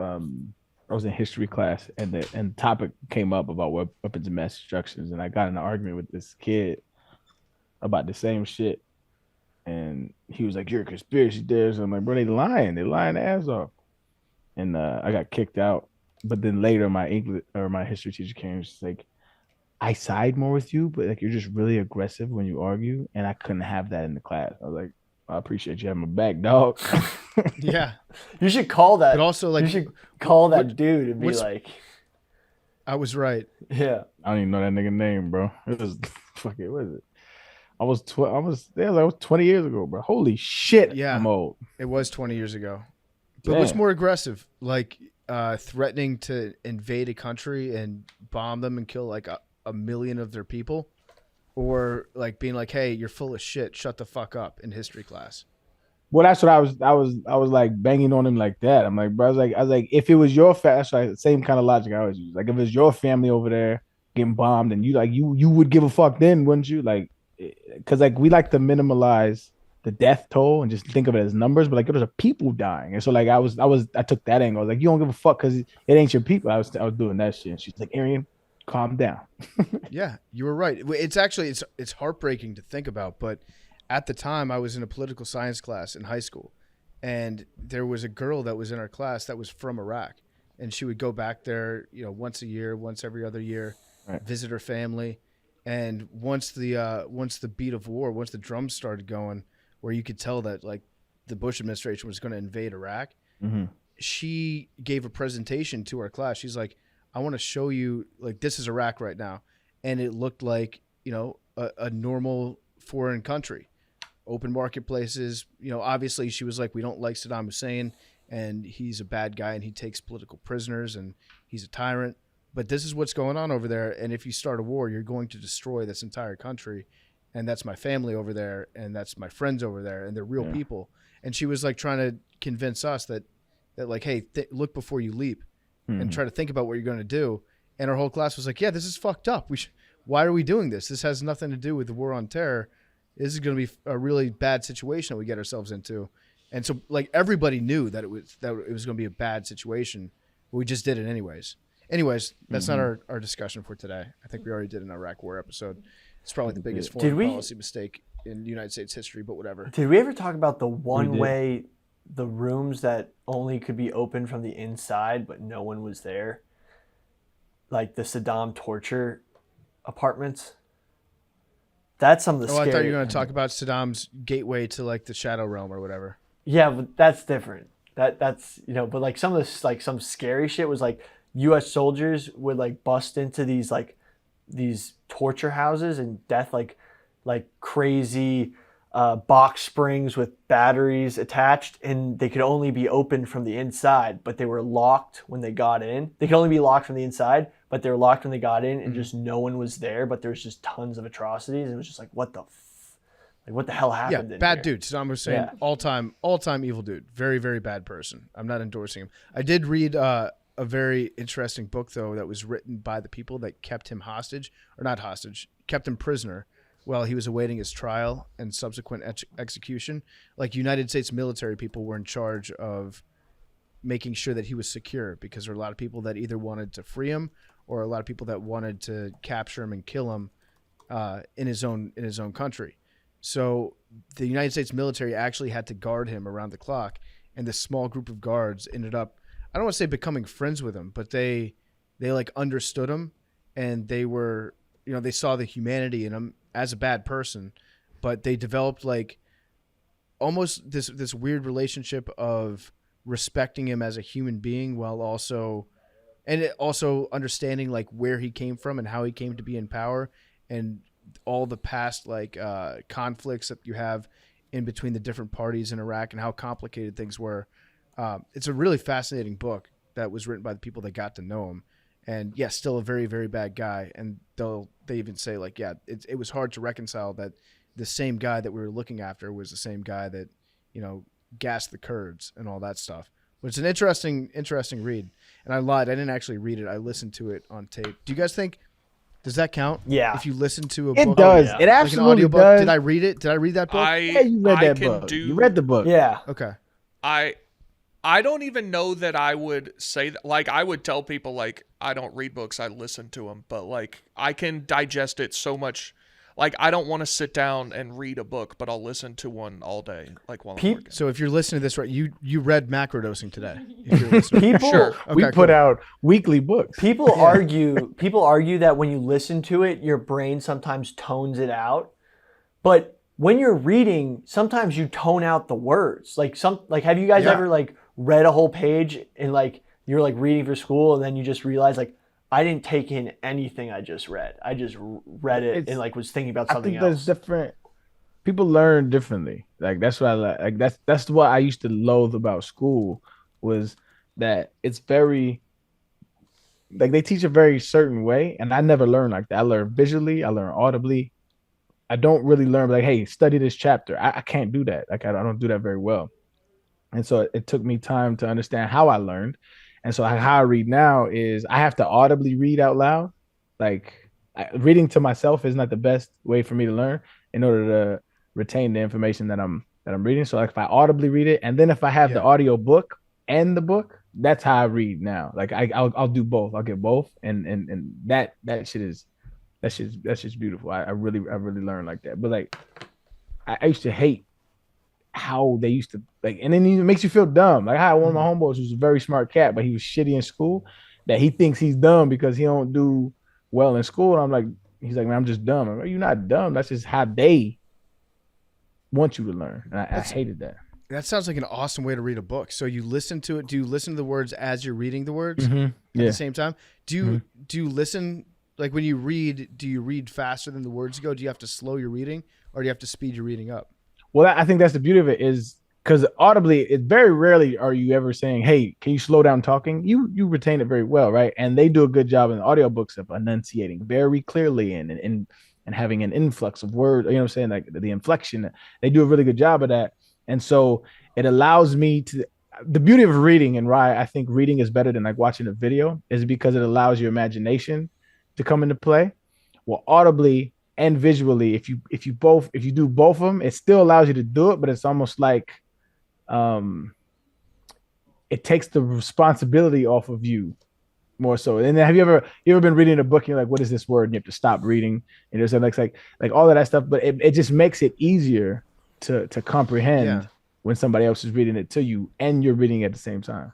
That's interesting. I've never thought about doing that. You're like reading in 3D almost. What if you get a third book and the third book is Braille? You're feeling the book. You're like fucking end up with 6 books that stimulate all senses and it's the same shit. You're just immersed in words. You're just tasting too. What? I forgot what I was gonna say. Okay. No. Okay, another hard pivot real quick. We got to discuss this because the shit has been popping off, fam. The NFL has taken our shit and used it as a marketing campaign for the 2023 season. Yeah. And I'm proud to watch our baby grow the way it did. But in NFL fashion, they did not credit the source, and the source was a running back, and they don't like to pay running backs. And it's just so on brand for the NFL not to fuck with the originators and the originators of running back.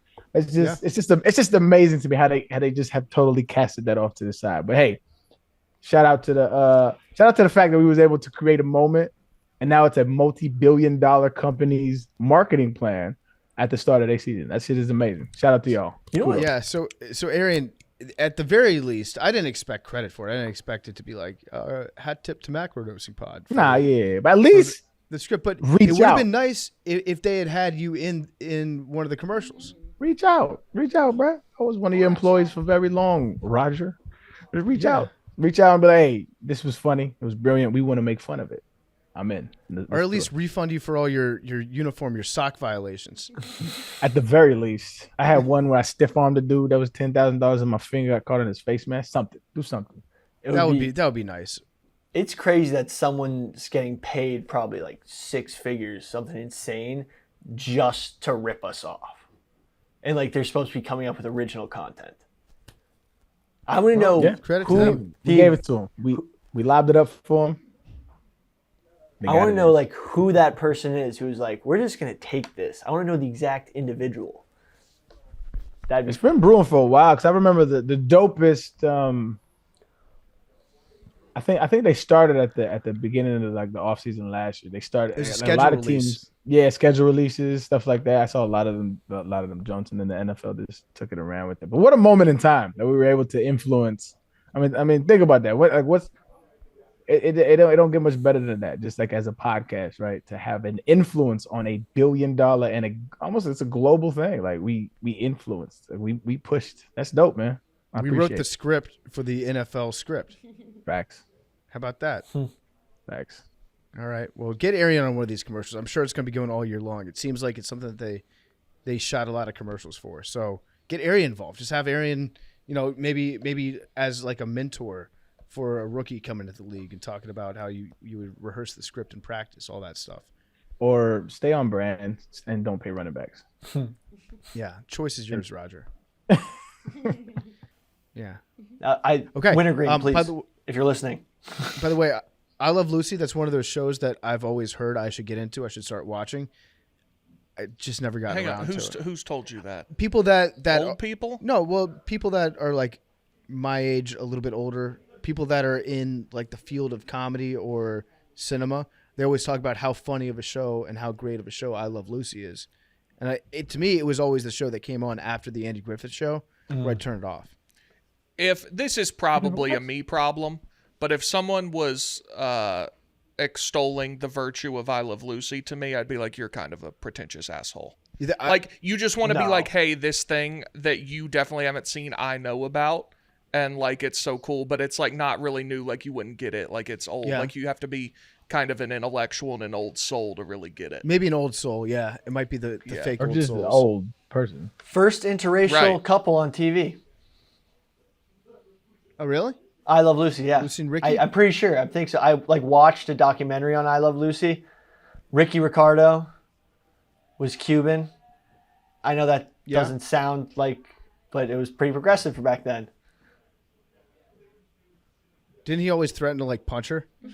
Like I think he was like, not a great on I Love Lucy. Yeah, I don't remember that one, man. So I know what the show is about, and I know like the tropes that they used to use. I'm pretty sure that he used to always like put his fist up to her face, and he's like, "Why I oughta Lucy?" He was a product of his time. That's true. Yeah, Lucy. I don't remember. I used to watch I Love Lucy. I don't remember him being abusive. I remember him. It was the old tropes of like, you know, the doofus husband that can't do anything right type vibe, and she was actually funny. That show was kind of dope actually. That I'm thinking about it. I used to watch it a lot. That one and I Dream of Jeannie. Oh, dude, my mom used to get like Netflix back when it was in the DVD sleeves, and I used to watch all the I Love Lucy, the I Dream of Jeannies, and First Crushes. The Genie. I Dream of Jeannie. Yeah, those pants. Belly, I mean, sounds like you dreamed of Jeannie. I dreamed. Get me in that bottle. At least humped his bed. All right, Catholic Church. Let's get into it. This is a nice light topic of conversation. We'll keep. Where do we want to start? How long have we gone for? We've gone for like 2 hours. Almost, yeah. Okay, 2 hours. Yeah.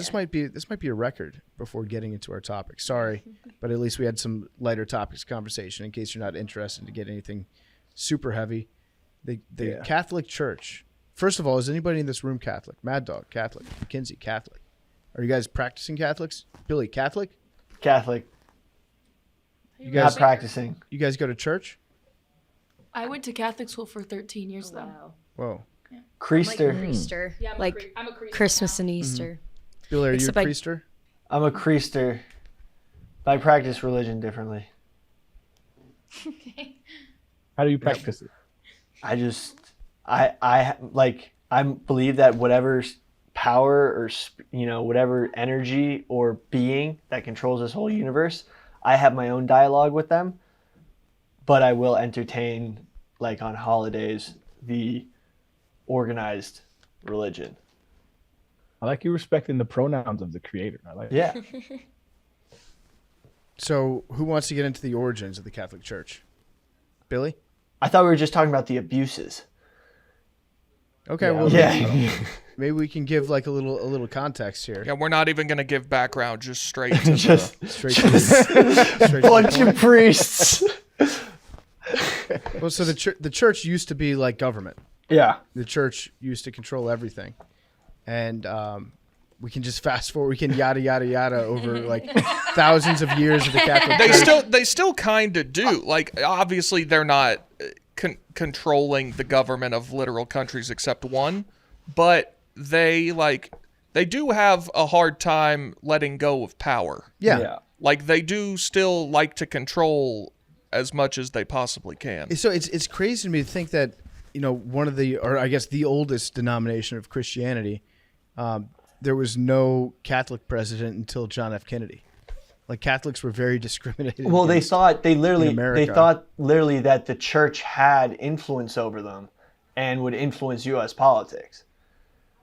Yeah. Like, so when we talk about that was a big Masonic belief that, like, a lot of the founding fathers were Masons. They had, their practice of religion was much more from the book and their own interpretation, as opposed to Catholicism, which was the institution's beliefs going to tell you what to believe. You don't get to read the Bible because most of you can't read anyway, but our monks and priests and bishops can, and they're going to tell you what to believe.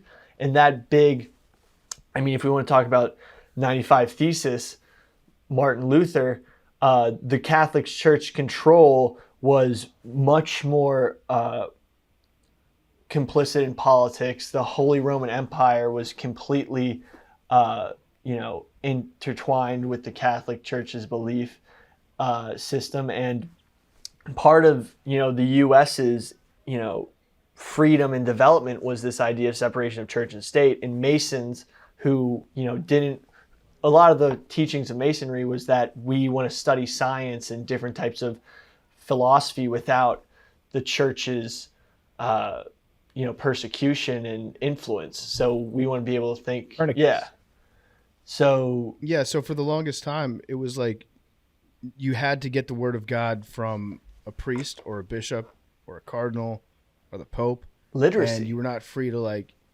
you would not be able to get into heaven if you just read the scriptures yourself and interpreted them and moved on as you saw fit, like with your own life.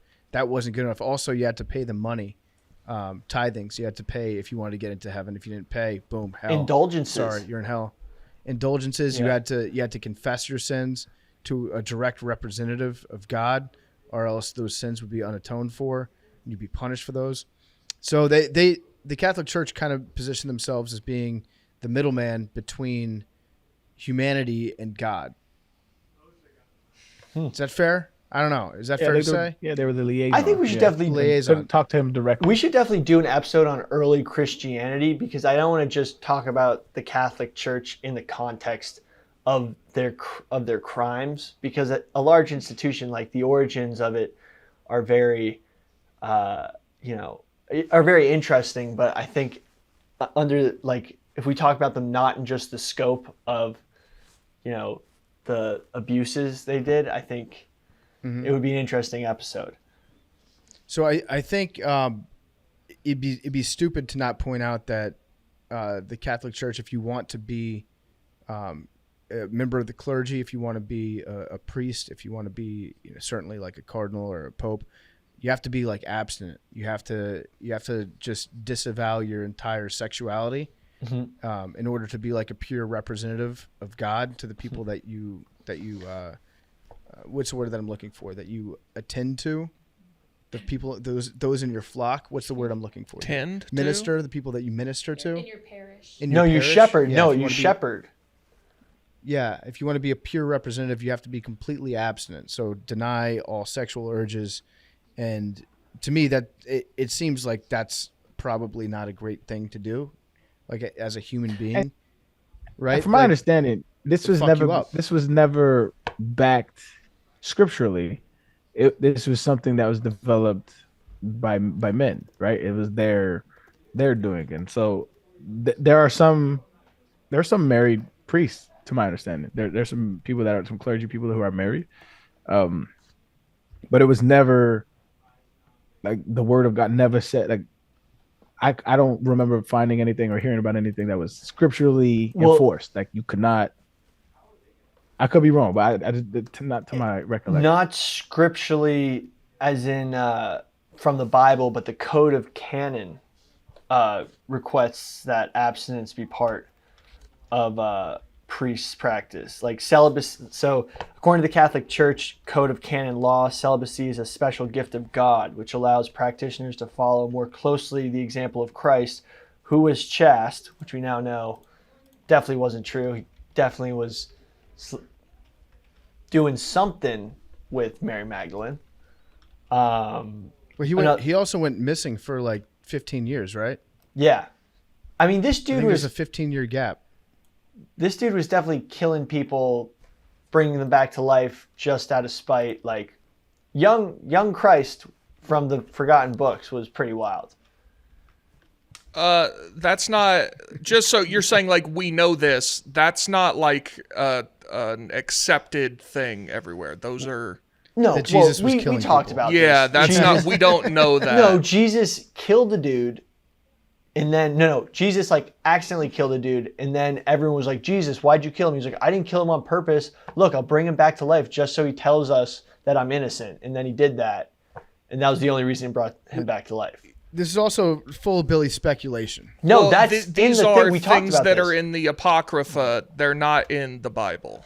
Yeah. But the only, we definitely need to do an episode on early Christianity, because it is pretty fascinating, because they literally just like had a bunch of books and just chose which ones they were going to make part of the Bible. But yeah. So how do you square that though, Big T? Real quick, how do you square that as far as like the authenticity of the scripture and what was either chosen or not chosen to be put in there, and how do you like not authenticate, but how do you I guess just square that with your faith as far, and this is not like a gotcha, I'm just genuinely curious, with like the origins of the Bible and how it's constructed versus like what you feel God's will is? I don't really know. It was the the Council of Nicaea, right, that decided this is what's in the Holy Bible, this isn't. I don't know what the justification was for that, however many thousands of years ago, hundreds, that, what they decided went in it and what didn't. I'm sure there were, I don't know. There are plenty of stories in the apocryphal Gospels that are not, do not paint Christ in the light that you would want in the Bible. So I really don't know. I don't have an answer for that. I haven't read through those entire books. But yeah, I don't really have a great answer for you. I don't know a ton about it. No, got you. No, it wasn't a got you. It was just genuinely curious. I'm not like I don't try to like corner religious people anymore. I'm not interested in that. So so the Catholic Church was kind of running things, not even behind the scenes. They were just kind of running the world for a while. Then the Protestant Reformation happened and kind of split up into two camps, and the Protestants split up into like infinity different branches of Protestantism. How many can you name off the top of your head, Big T? How many what? Branches of Protestantism. Okay, so Baptist, Methodist, Lutheran, are Seventh-day Adventists considered Protestant? Maybe not Seventh-day. Maybe Adventists might be. I think that's its own thing. Yeah, Pentecostal. Church of God. Church of God just has a great name. Yeah. There's a bunch out there. Yeah, I don't know why I can't think of more right now. I grew up going to a Baptist church, and then my parents currently go to a Methodist church, which is like Catholic light. It's like that's a fire name too. Methodist. Catholic light. That's it. Oh, well, it's all the traditions of a Catholic church, but like the beliefs of a Protestant church. Yeah, diet Catholic. Yeah, I don't like it. Yeah, there's a lot of like regalia and ceremony and pageantry involved in the Catholic Church. It feels like a Catholic church. I have watched some clips of the Catholic Church on Easter or on Christmas Eve where they do the actual ceremony there. It's impressive what they put together. Yeah. It's like a very cool I guess it's like a pageant. It's a pageant that they do every year. I've been to Christian church. I've been to Catholic church. I've been to mosques. By far, the Catholic Church is the most exhausting experience. It's so interactive. You have to stand up and sit down and kneel and turn, and just so much involved that by the time I was like, yo, I'm definitely not gonna be a Catholic. It's just too much, yo. And the kneeling pads suck. It's just so uncomfortable. That might depend on the church. No. All the chairs suck. It's so that you don't fall asleep. In the entire world, there's one comfortable. They purposely make it so you don't fall asleep. That's like I had no issue in the Catholic church that I was. I could have had the one church that had comfortable chairs. I don't know. But it was they had the kneeling pads that you can kneel, but you stand. My thing was like, it's so invasive. It was just like, you can't just sit down and listen. Like you're so involved. You have to stand up, sit down, and kneel and pray. And it's just like, God damn, no, don't say that. But it's just a lot going on. All right, so Billy, you want to start off with talking to us about the scandals that they've had recently? Well, these scandals date back even to the 1600s. It wasn't the first time, this came up. In 1629, there was accusations at a school in Rome. The school was founded by a Spanish priest named Joseph Carlson to provide education of poor boys. The accusations were made by fellow priests with concerns over impure friendships with schoolboys. The accusations regarding Father Stefano Cherubini was investigated. The head of the school, this Calasanz guy, covered up what he called this great shame so that it was not brought to the attention of his superiors. In fact, instead of dealing with the accused priest, he was actually promoted, setting the precedent that Catholic Church continues to follow for covering up crimes. The practice of accusations, discovery, promotion, and shuffling of known sexual abusers even had a name that translates to mean promotion for avoidance. Priority was placed not on the care and protection of the victims, but instead on protecting the reputation of the church and the perpetrators of the crimes. So what we're seeing in the 20th century isn't that new. It's pretty crazy that those types of means of dealing with the crimes goes as far back as 500 years ago. It's like, what's the easiest way to get rid of this or to stop this problem that's happening? Just promote them so they no longer have contact with that one individual or that one child. Right. And if you cover it up, you especially get promoted. Yeah. So then they promote you to, but what they don't realize is, hey, maybe if this guy's a pedophile and we promote him or we move him around, then they'll just have new kids that they're going to be around all the time. Yeah. So the sexual abuse scandal is global because of the widespread of the Catholic Church, the widespread of this sort of attitude towards discipline for these types of abuses. And it really came to light in the 1980s in the U.S. And since then, there's been thousands of cases reported in countries as diverse as Australia, Ireland, Mexico, Chile, and Germany. What's crazy is that there's been over 200 scandals in 200 different countries. 30,000 cases of abuse have been reported to the church, and the church has paid over $3 billion in settlements to victims. There's been over 4,000 priests, and some of these priests, think about this, 30,000 cases, 4,000 priests, but some of these individuals, single people, have thousands of different victims to their name, which is insane. Some of the big stories that got national attention or global attention, most famously in 2002, the Boston Globe investigation, which I think Spotlight, the movie, is based off of, exposed the widespread sexual abuse of Catholic priests in Boston in places like BC High or other Catholic organizations. There was another one more recently in 2018, the Pennsylvania Grand Jury report. A grand jury in Pennsylvania released a report that found over 1,000 children had been sexually abused by Catholic priests in the state over a period of 70 years. The report also found that the church official... How many? 1,000 children had been sexually abused by Catholic priests in the state over a period of 70 years. Holy fuck. Yeah. Church officials... I know that Maryland had another issue too in Baltimore, because there's certain cities, especially I feel in the Northeast, that are still kind of very much, the power dynamics of the city and the government are super intertwined with the Catholic Church. There's a great subplot storyline in The Wire where the unions and the police officers are all trying to compete to see who can buy the largest stained glass window at the local church, just because it's a symbol of their power. If they're the most visible in the church, then it means that they have, they're the ones that are going to get the ear of the politicians, that sort of thing. So it's a lot of these cities in the Northeast still very much run by the church, and the ones in Baltimore, they were super guilty of not necessarily promoting priests, but they would take a priest that had accusations of pedophilia, and then they just move them to a different city, or a different town or a different parish, and then hope that word didn't get around. I was very surprised moving to the Northeast.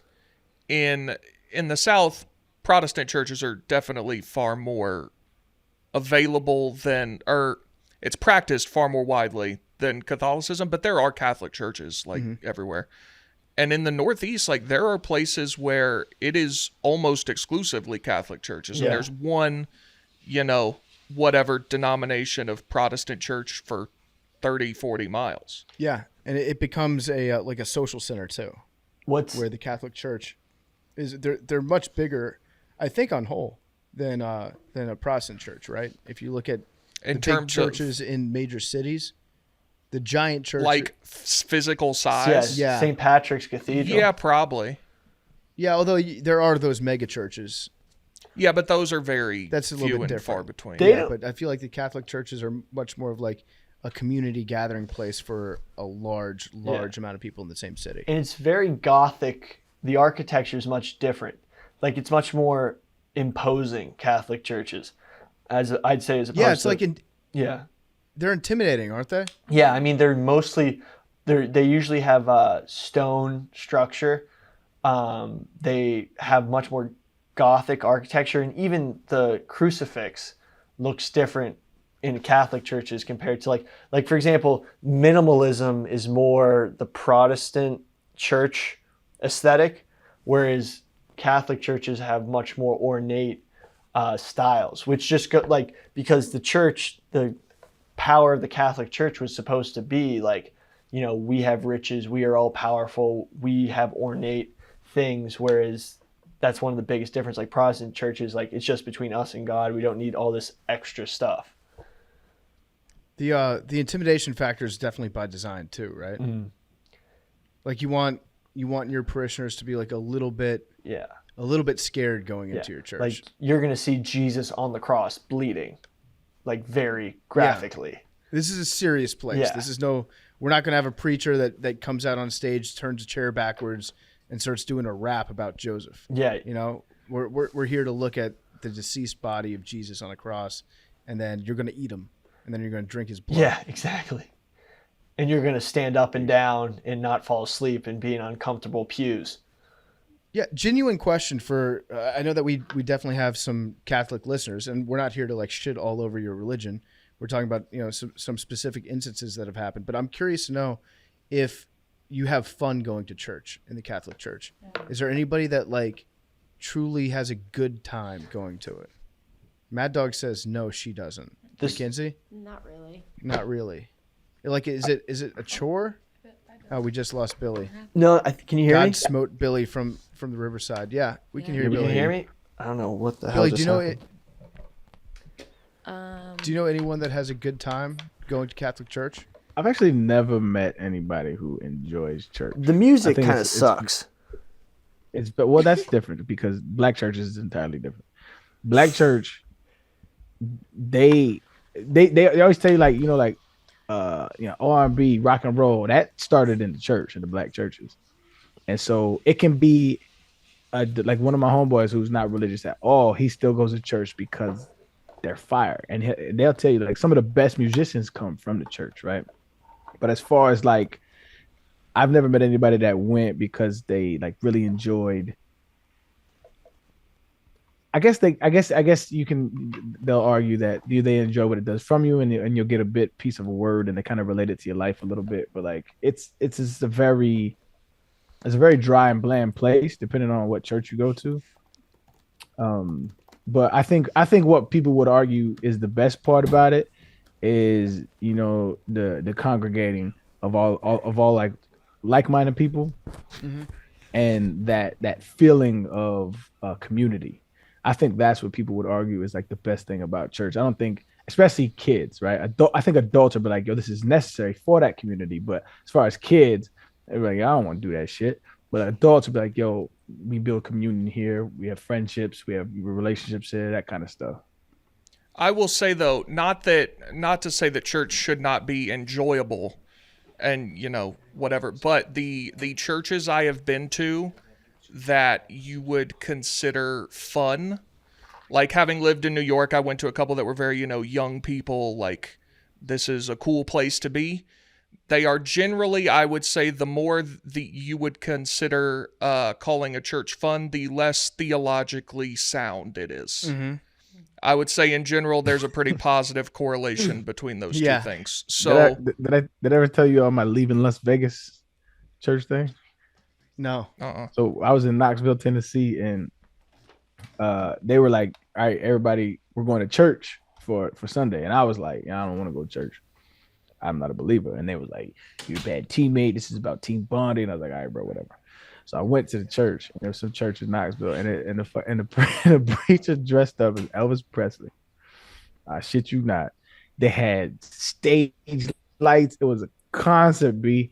And this nigga started singing Leaving Las Vegas. And they did the whole song, and he's doing a guitar thing, going back and forth, talking about some leaving Las Vegas. And I was like, what the fuck am I watching? I was blown away by how unbelievably corny it was. And I was just like, yo, this is crazy. And you're right. And then after that, they tried to relate it to like, you know, the lustfulness and the sin in the heart. But by then I was already like, hey, yo, y'all are wild. It was a wild experience. See, to me, the churches are stuck in like a tough position because they've got a finite amount of material to work with, right? They've got the Bible. That's true. And they have to stretch the Bible out. It's like they've got their storyline, but you somehow have to. It's a lot of things to talk about in there, though. Yeah, but you have to write a new episode every Sunday. That's tough.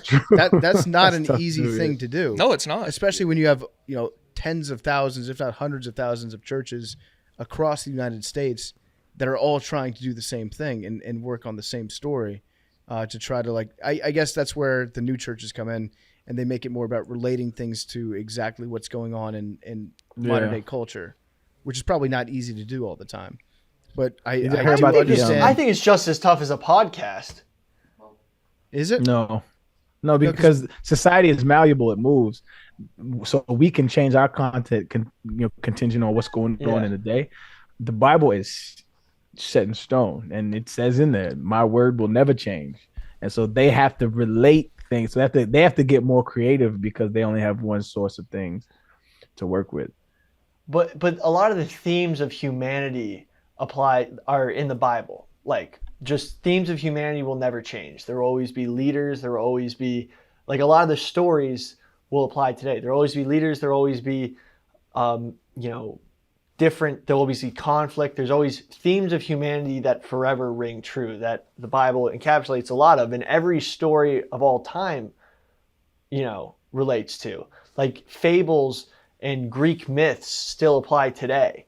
So like, human emotion and stuff you can apply to every day because humanity, even though we've progressed and so much stuff has happened, like there are constants in humanity that you can relate to every day from the Bible. But you can do that with almost any story from ancient story.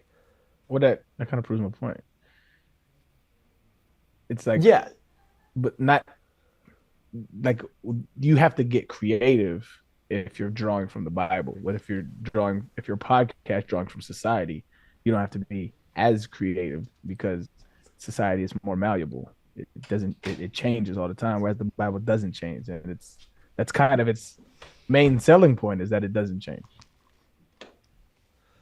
True. Yeah, it's not like we've got new Bible just dropped. We're gonna do new Bible review. We're gonna go live and read it first, and get which would be fire. Like as an atheist, like I want that. I want a new Bible to drop with the new iPhone. Just give me an update. Change shit. Say rape isn't cool. Say slavery isn't cool. You know what I'm saying? Like just give us some new rules, man. I'm following. I'm there. I'm with you. So, Jesus, I'm with you. But it's just so come on, man. Does the Catholic Church have an app? Like an official app? I don't know, but they have to. They have to have an app.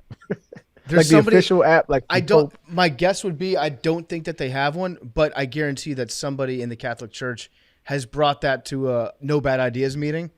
We're like, okay, we need to figure out a way to reach the kids. We're kind of getting stuck with our antiquity. We're not relating to the new generations. Church isn't fun to go to for a lot of them. How can we reach the kids? And then some guy walks in. He's like, I think it's time that we get on the Apple Store. The kids are on their phones. Maybe we just give them an app. They can attend church. And then that guy was probably executed. And they're like, no, we will not be doing that. Have you seen the Jesus Christ is my nigga song? I have not. Yeah. You haven't? It's by these two old white people. And they say, is that real? Is it a real? Oh my G, it's real. Because it's a whole song. It's a whole music video. And it's, but I never I don't know if it's real or fake. It's real, dog. It is absolutely real. Please drop it in the chat. Were they literally trying to spread the word of Christ through lingo they thought was okay? Well, it was made in I think early 90s, if I'm not mistaken. And so their thing was like rap is cool. And so they were trying to be like, saying, I'm gonna try to reach the youth with this new cool trend. And just tone deaf. Told them. So funny. This is my wife, Mary Sue. Yeah. You know? I just sent it. And my prayers get bigger, and it don't matter because Jesus Christ is my nigga. That's exactly what I'm gonna play it. It's like they had a friend that was like, yeah, use this word. It's like you're saying homie. I gotta look up if that's real because I can't. There was not parody like that back then. To my knowledge. The description for the YouTube video is like, my friend had me record this for his church a couple years ago, figured that people would like to see this, like, stay happy and be blessed. West Dubuque Second Church of Christ. That sounds fake. Okay, so the Daily Dot concluded that the video is a hoax, calling it obviously fake.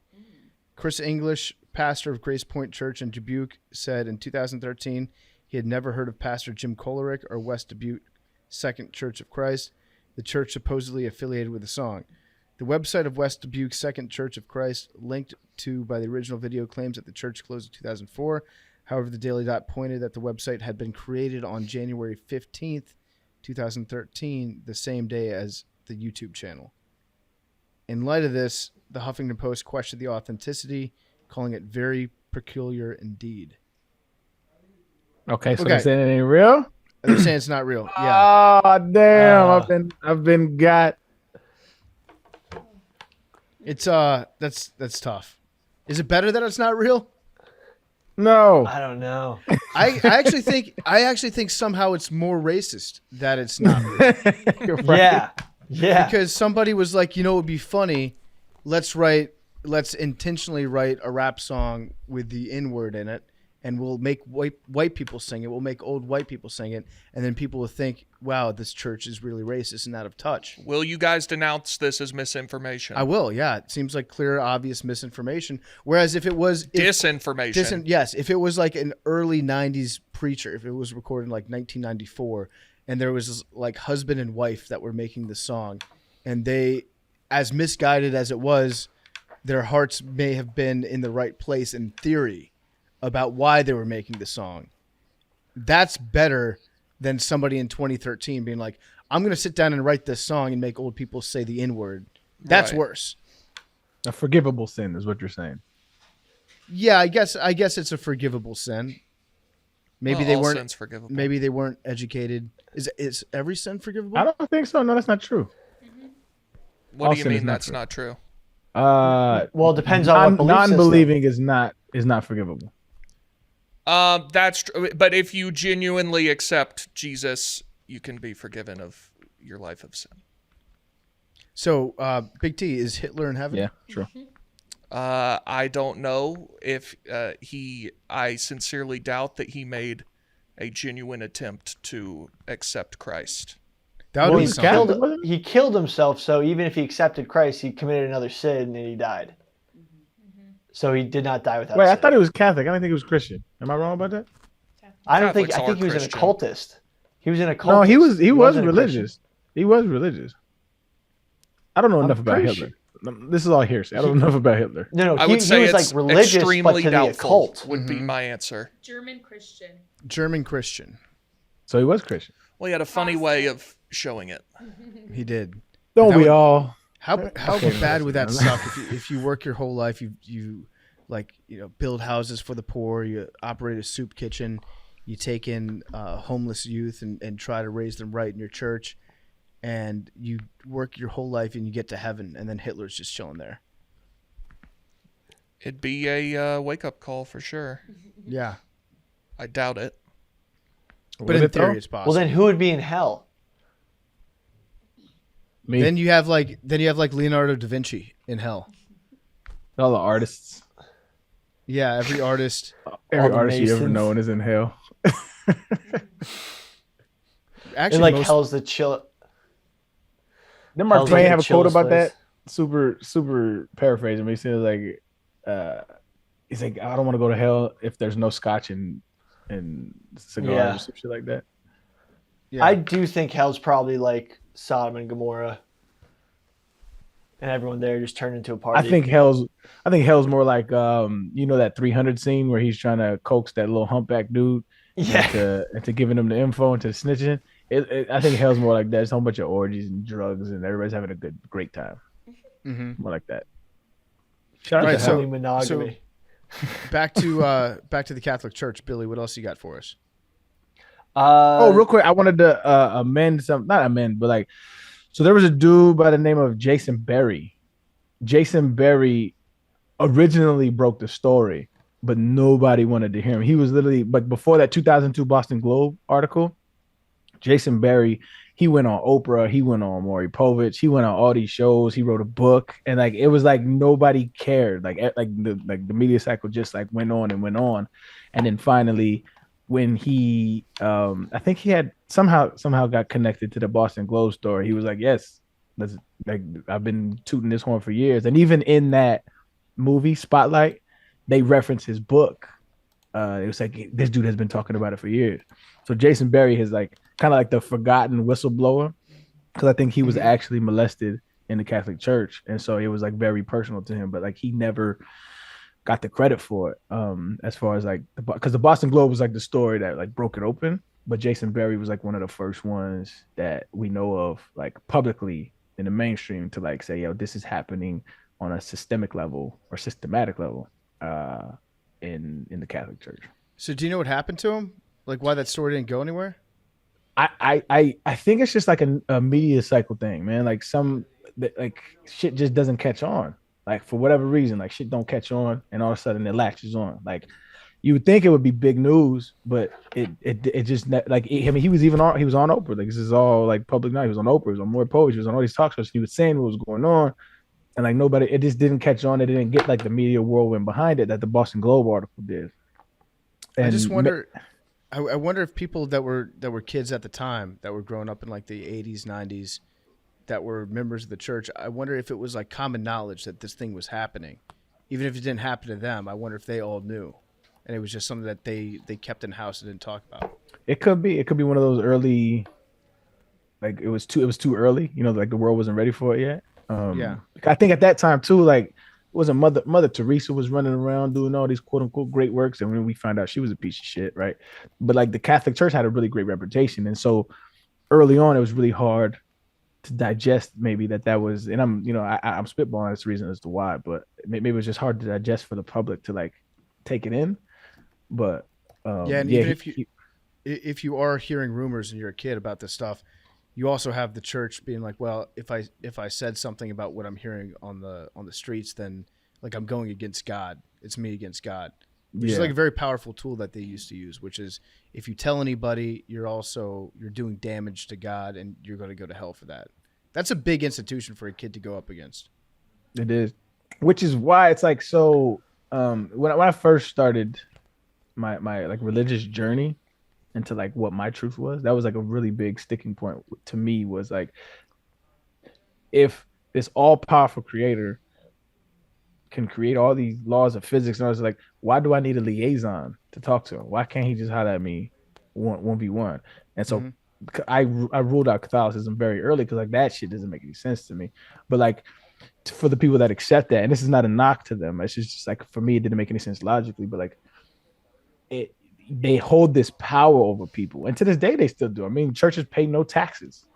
They still have a very strong hold on our society religiously. They pay no taxes. They do all of these. They do a lot of shit that regular organizations and they couldn't get away with. And like they still have this this umbrella over us that like they hold on us, because it's like they hold your afterlife in their hands, and they know that, and they use it.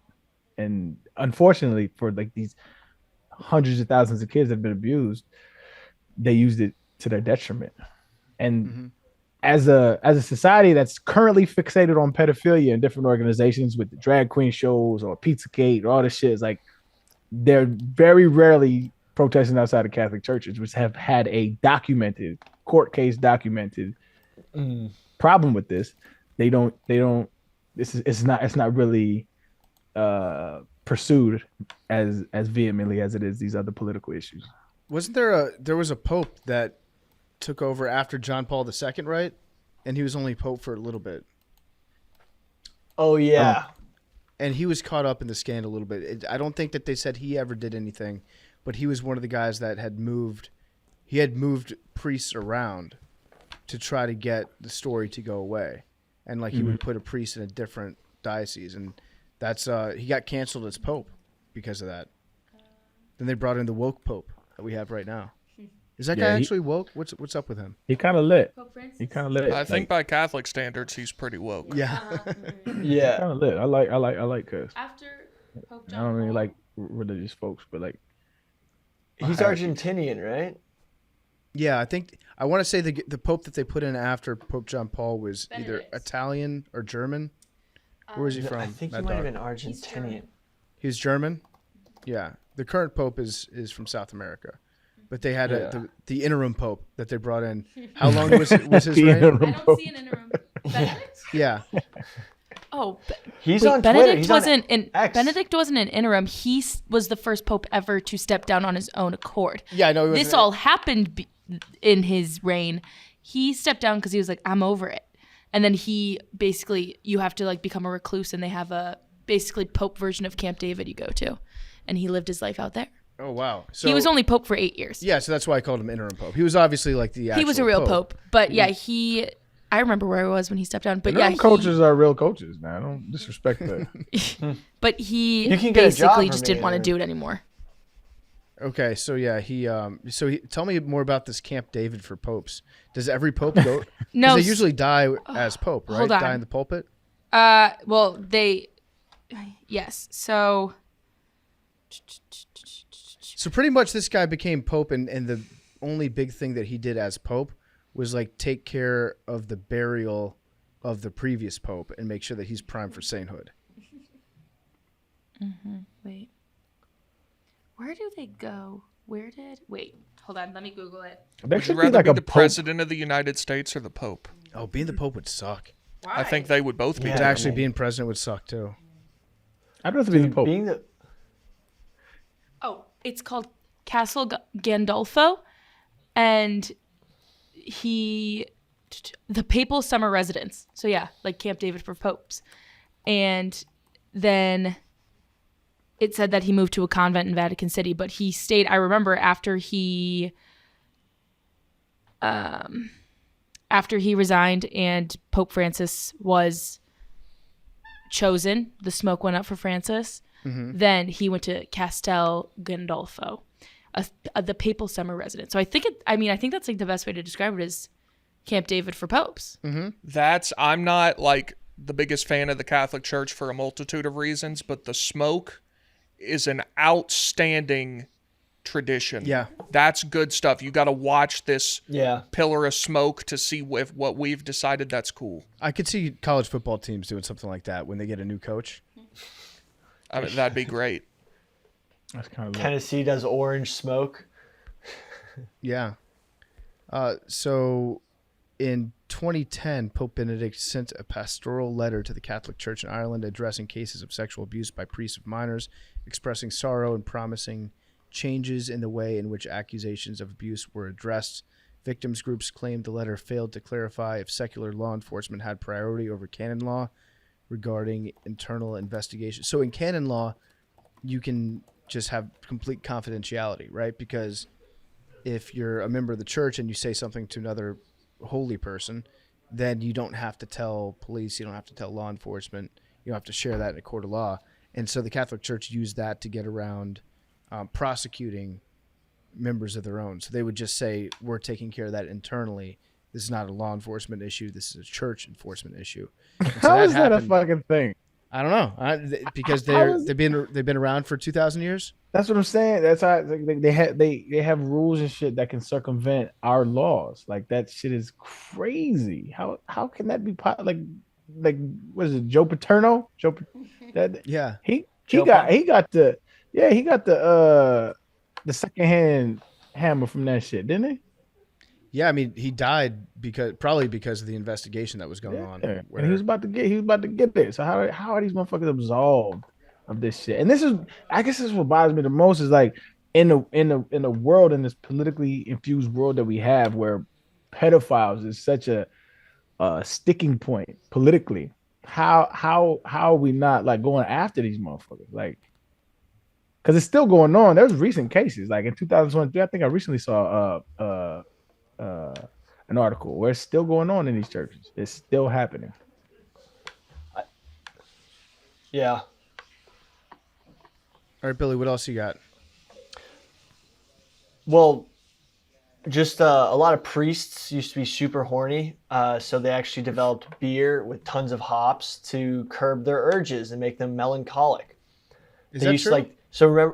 Remember when I was, how IPAs give you tits? As claimed by Billy, are yeah. estrogenic. Mm-hmm.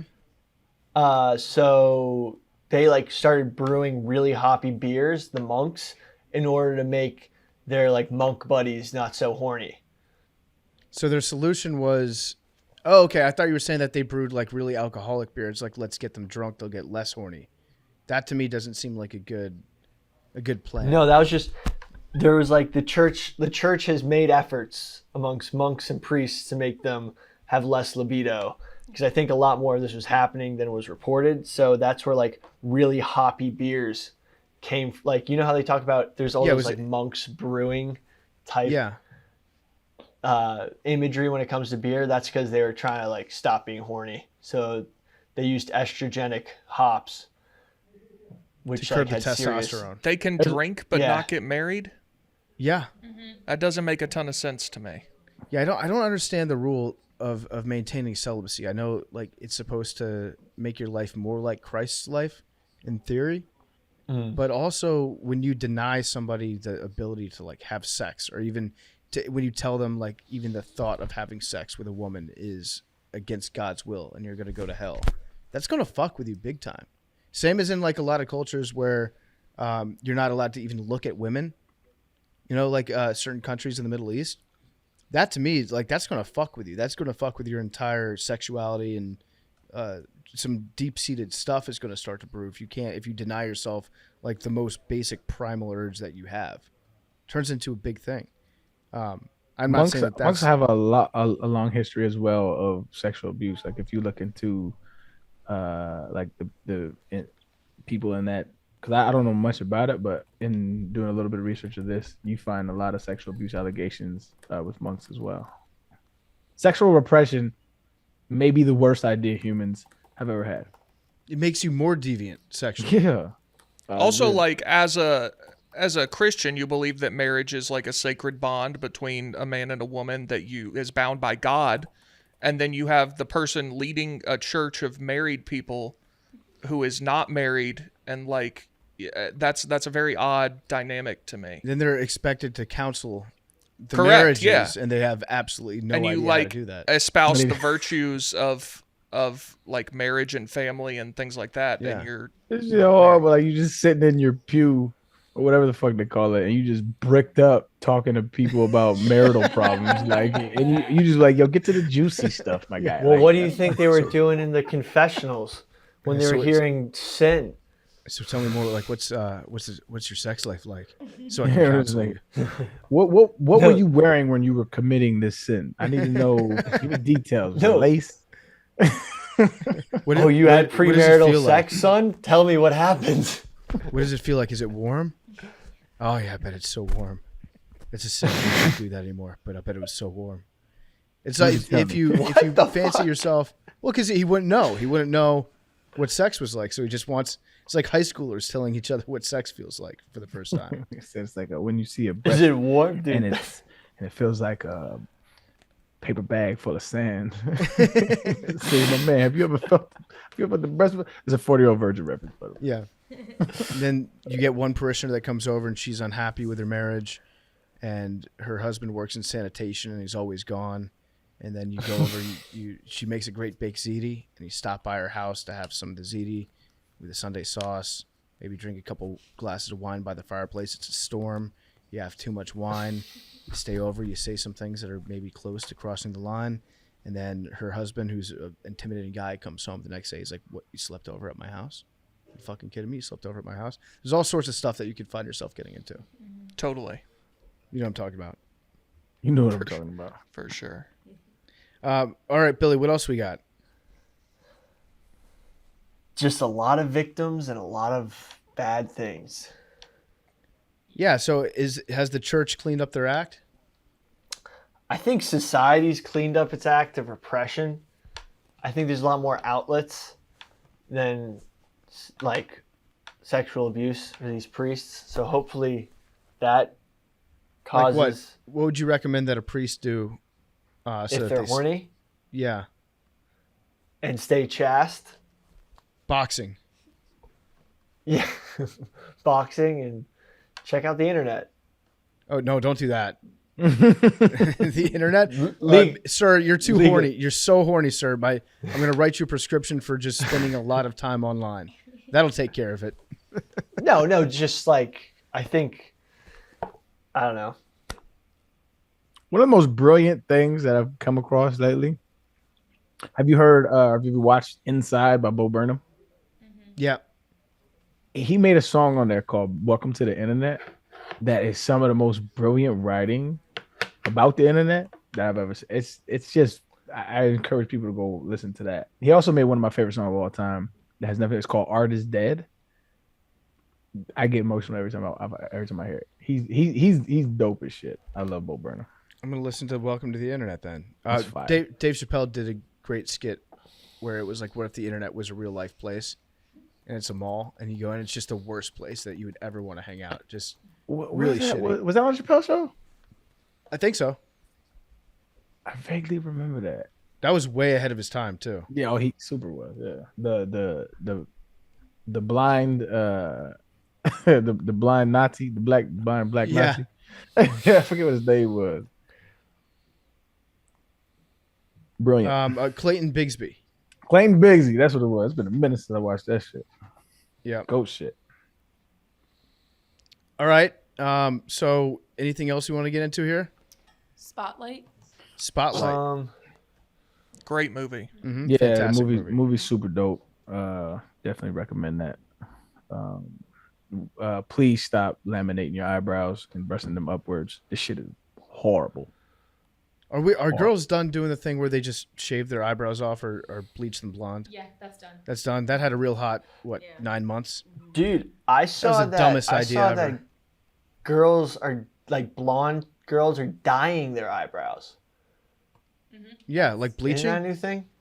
No, they dye them so they can see them. That's not new. Yeah. Oh, it's new to me. Eyebrows something you don't really notice till they're not there, and then you're like, man, you need eyebrows. Yes. Yeah. 100%. I agree. For sure.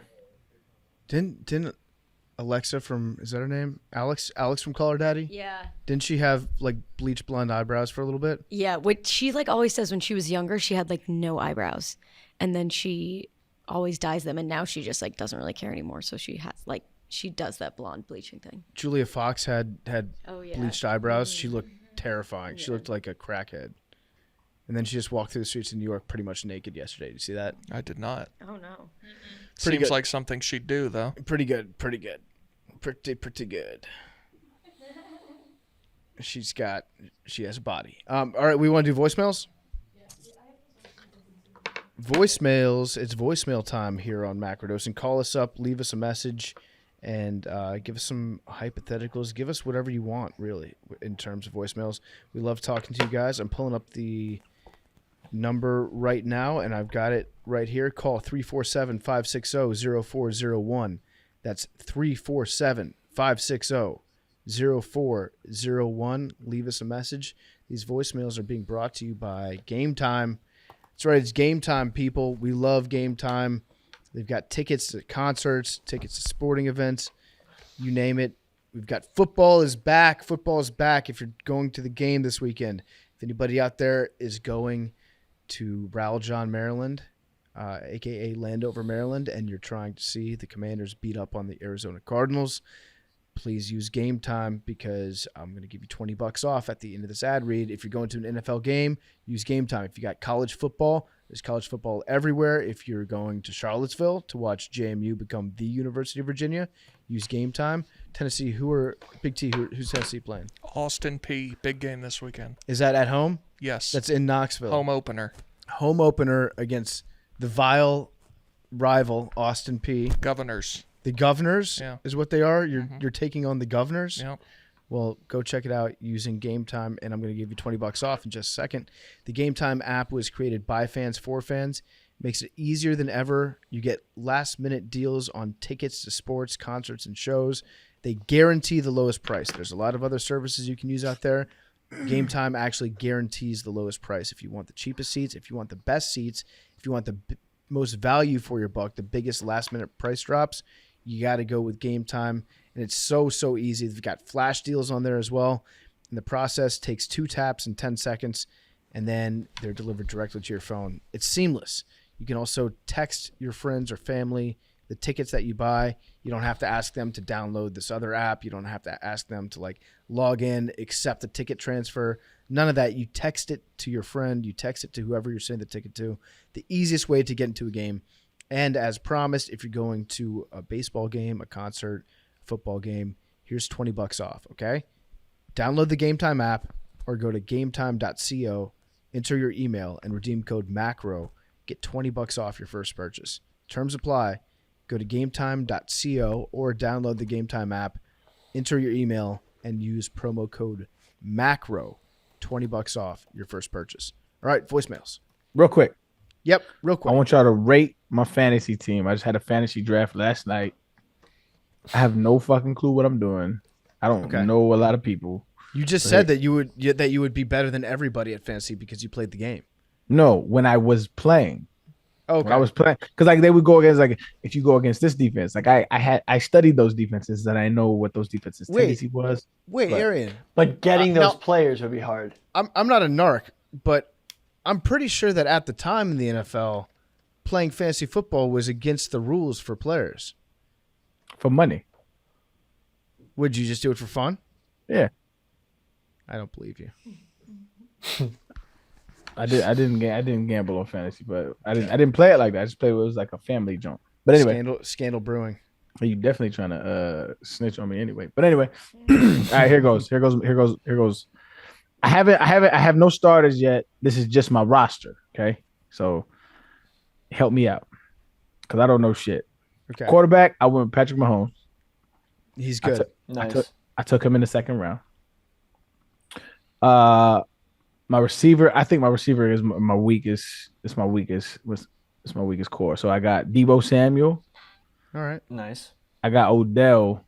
That'll be interesting. I thought I got him really low though, and it's because I figured everybody gonna sleep on him, but I feel like he's still talented enough, and he got a good quarterback now. I don't know. We'll see how that pans. I don't know. Like I say, he's not starting. How's his knee? I wouldn't know what his knee is doing. I got for my running. So I got one more receiver, Jay Dotson for Washington. I've never even seen him play. He's good. Jahan. He's from Nazareth, just like Jesus.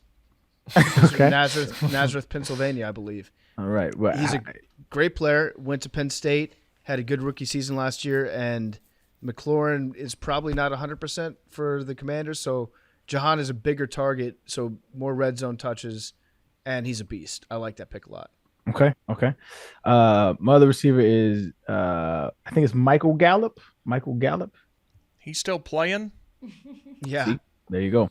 I was who was on the board right before him was I think it was Mike Williams for the Chargers. And that was who I wanted, but he was just like the leftover whatever. It was him and then Michael Thomas for the Saints, who's coming back. Well, I feel like he's gonna be asleep because he's a possession receiver. Who could have a really solid year, but that's why I got Michael Gallup instead. Anyway, So for my running backs, I got Nick Chubb. Good. What's this dude's first name? Miles Sanders. Okay, for the Panthers. Yep, got him, and then I got Ezekiel Elliott. I feel like we got a good short yardage, maybe like a fill-in for a bye week type vibe. You know what I mean? All right, who's your tight end? Tight end, I got 2 tight ends. I got George Kittle. I also got him. And then I got Kyle Pitts. Okay.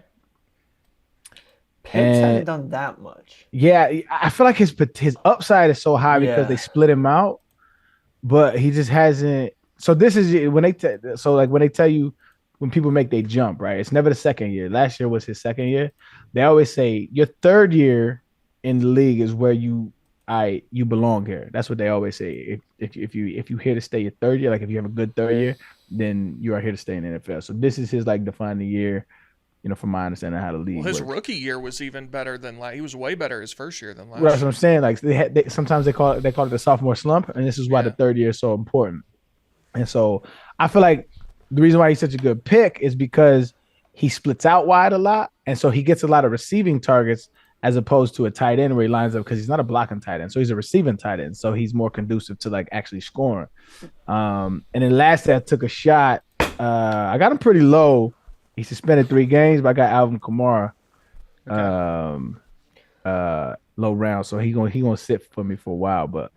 And then I got Butker for KC, and then my defense is Baltimore. So I feel like I had a solid draft, right? It's not horrible, right? Aaron, I need to see you like tweeting at players that are on your fantasy team, being like, "God damn it, Odell, what the fuck? I need you to get in the end zone." Cook, man, because I would want to fight somebody if I was like gonna pull up, yo. Yeah, you could be like, "Listen, I used to play. I used to hate people like me that would tweet at me and blame me for losing their fantasy league, but now I get it, and we pay your salary. So Odell, get in the fucking end zone." That would be funny as shit, but never would I do that.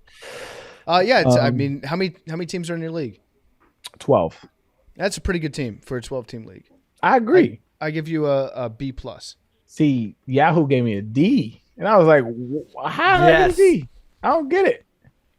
One year I got a A-, and I fucking tanked. So like, I don't really trust the Yahoo rankings.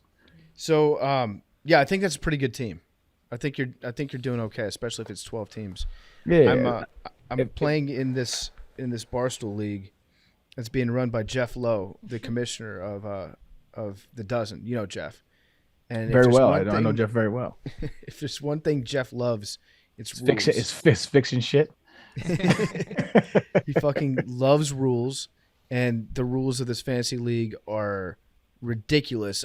This is like me going to church on Sunday. Like, I'm going to participate in it because it's a good part of being a member of this community here, but I'm going to dread every second of this fantasy league. We got 2 quarterbacks, and then you have, I think, 5 defensive players, and you get credits for tackles, assisted tackles, That's horrible. forced fumbles, pass deflections. It's going to suck. He sent me all these rules behind it. The only good rule that I think we're doing is that the buy-in is going to be secret. So we're not going to announce what the buy-in is until the end of the season. And then everyone will have already bought in for whatever amount of money they think is appropriate.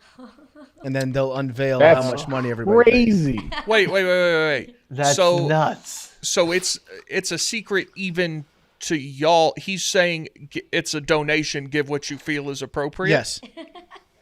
That's So insane. everybody's just going to give nothing. Well, no, because that would be bad. Like, if at the end of the season, let's say Kinjack wins, right? And then they unveil what everybody donated, and Will Compton's like, "Yeah, I gave you $5." Kinjack can then go cares? online and be Tell like, everybody? "Will, you made..." That's probably a bad example. Will didn't make that much money playing football. But me, he could be like, "Yo, PFT, like, you've got a lot of money. Why did you only give me $5?" Okay, but like, who cares? Yeah, I would be like, PF, money grows on trees. What was that? boo. I'd say, have you seen the price of Very milk bad joke. recently? Don't even worry about it. Yeah, good point. Y'all want to do a macro fantasy league? No, I'm No. already in. I Like, got too many leagues, many. dude. Damn. I have- y'all don't I y'all have don't 0 care about and that. it's That's too many. crazy. That's crazy. Oh, you don't like fantasy football? That's right. Yeah, it does nothing for me, and like just having to keep up with it every week, I don't like. I feel you, homie. I was on a vacation and I had 2 fantasy drafts on the same day on a vacation. That doesn't go over that well with a big group. It's like, hey, I have to do my fantasy draft. So it was just like getting notifications. They'll catch you on the next vacation in 3 weeks. That's true, Big T. That's a good point. That's a great point. That's why you gotta go on another one. I caught a major stray. I'm in a league that's run by my friend Tommy, Tommy Alter was the one who put this podcast together to begin That's with. facts. That's He actually introduced me to facts. Arian. Shout out to Tommy, the Aaron Godfather. Shout out Tommy. He is a terrible commissioner when it comes to fantasy football.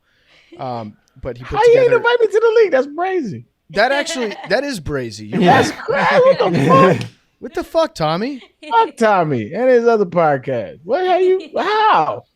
That's fucked up. You know who That's else is in crazy. this league? Who? People with not the resume that you have, and it's no knock against them, but we've got, let's see, George Niang from the 76ers. No clue. Is in who that there? is. Well, he's No disrespect to him. I just don't. no, he's a good player. They call him the minivan. That's his nickname. Okay. He's a cool guy. There's Pablo Torre, I would argue that I've had the best fantasy stats in your league. Chris Long. If Jeff's league, if it counted defensive stats, Chris Long might have you beat. He would not have me beat. On longevity, you think who I've is had a better? 50-point game, B. Like, what are you talking about? But who is a better player, you or Chris Long? No disrespect to Chris, but me. Okay, I imagine he's It's really probably. not Well, even for that how close. long? Yeah, that's For a true. couple years, Arian. Would you rather have a all pro player for 3 or 4 years or a very average? Hold on. Hold on. Was Chris Long? No, let me stop. Y'all see y'all got me pinning up against me. That's why I don't do Let's this. see if Chris Long You just ever called him- tackled you. You called him very average. No, I didn't say very average. I said average. I believe Hold he on. said Hold very on. Are we?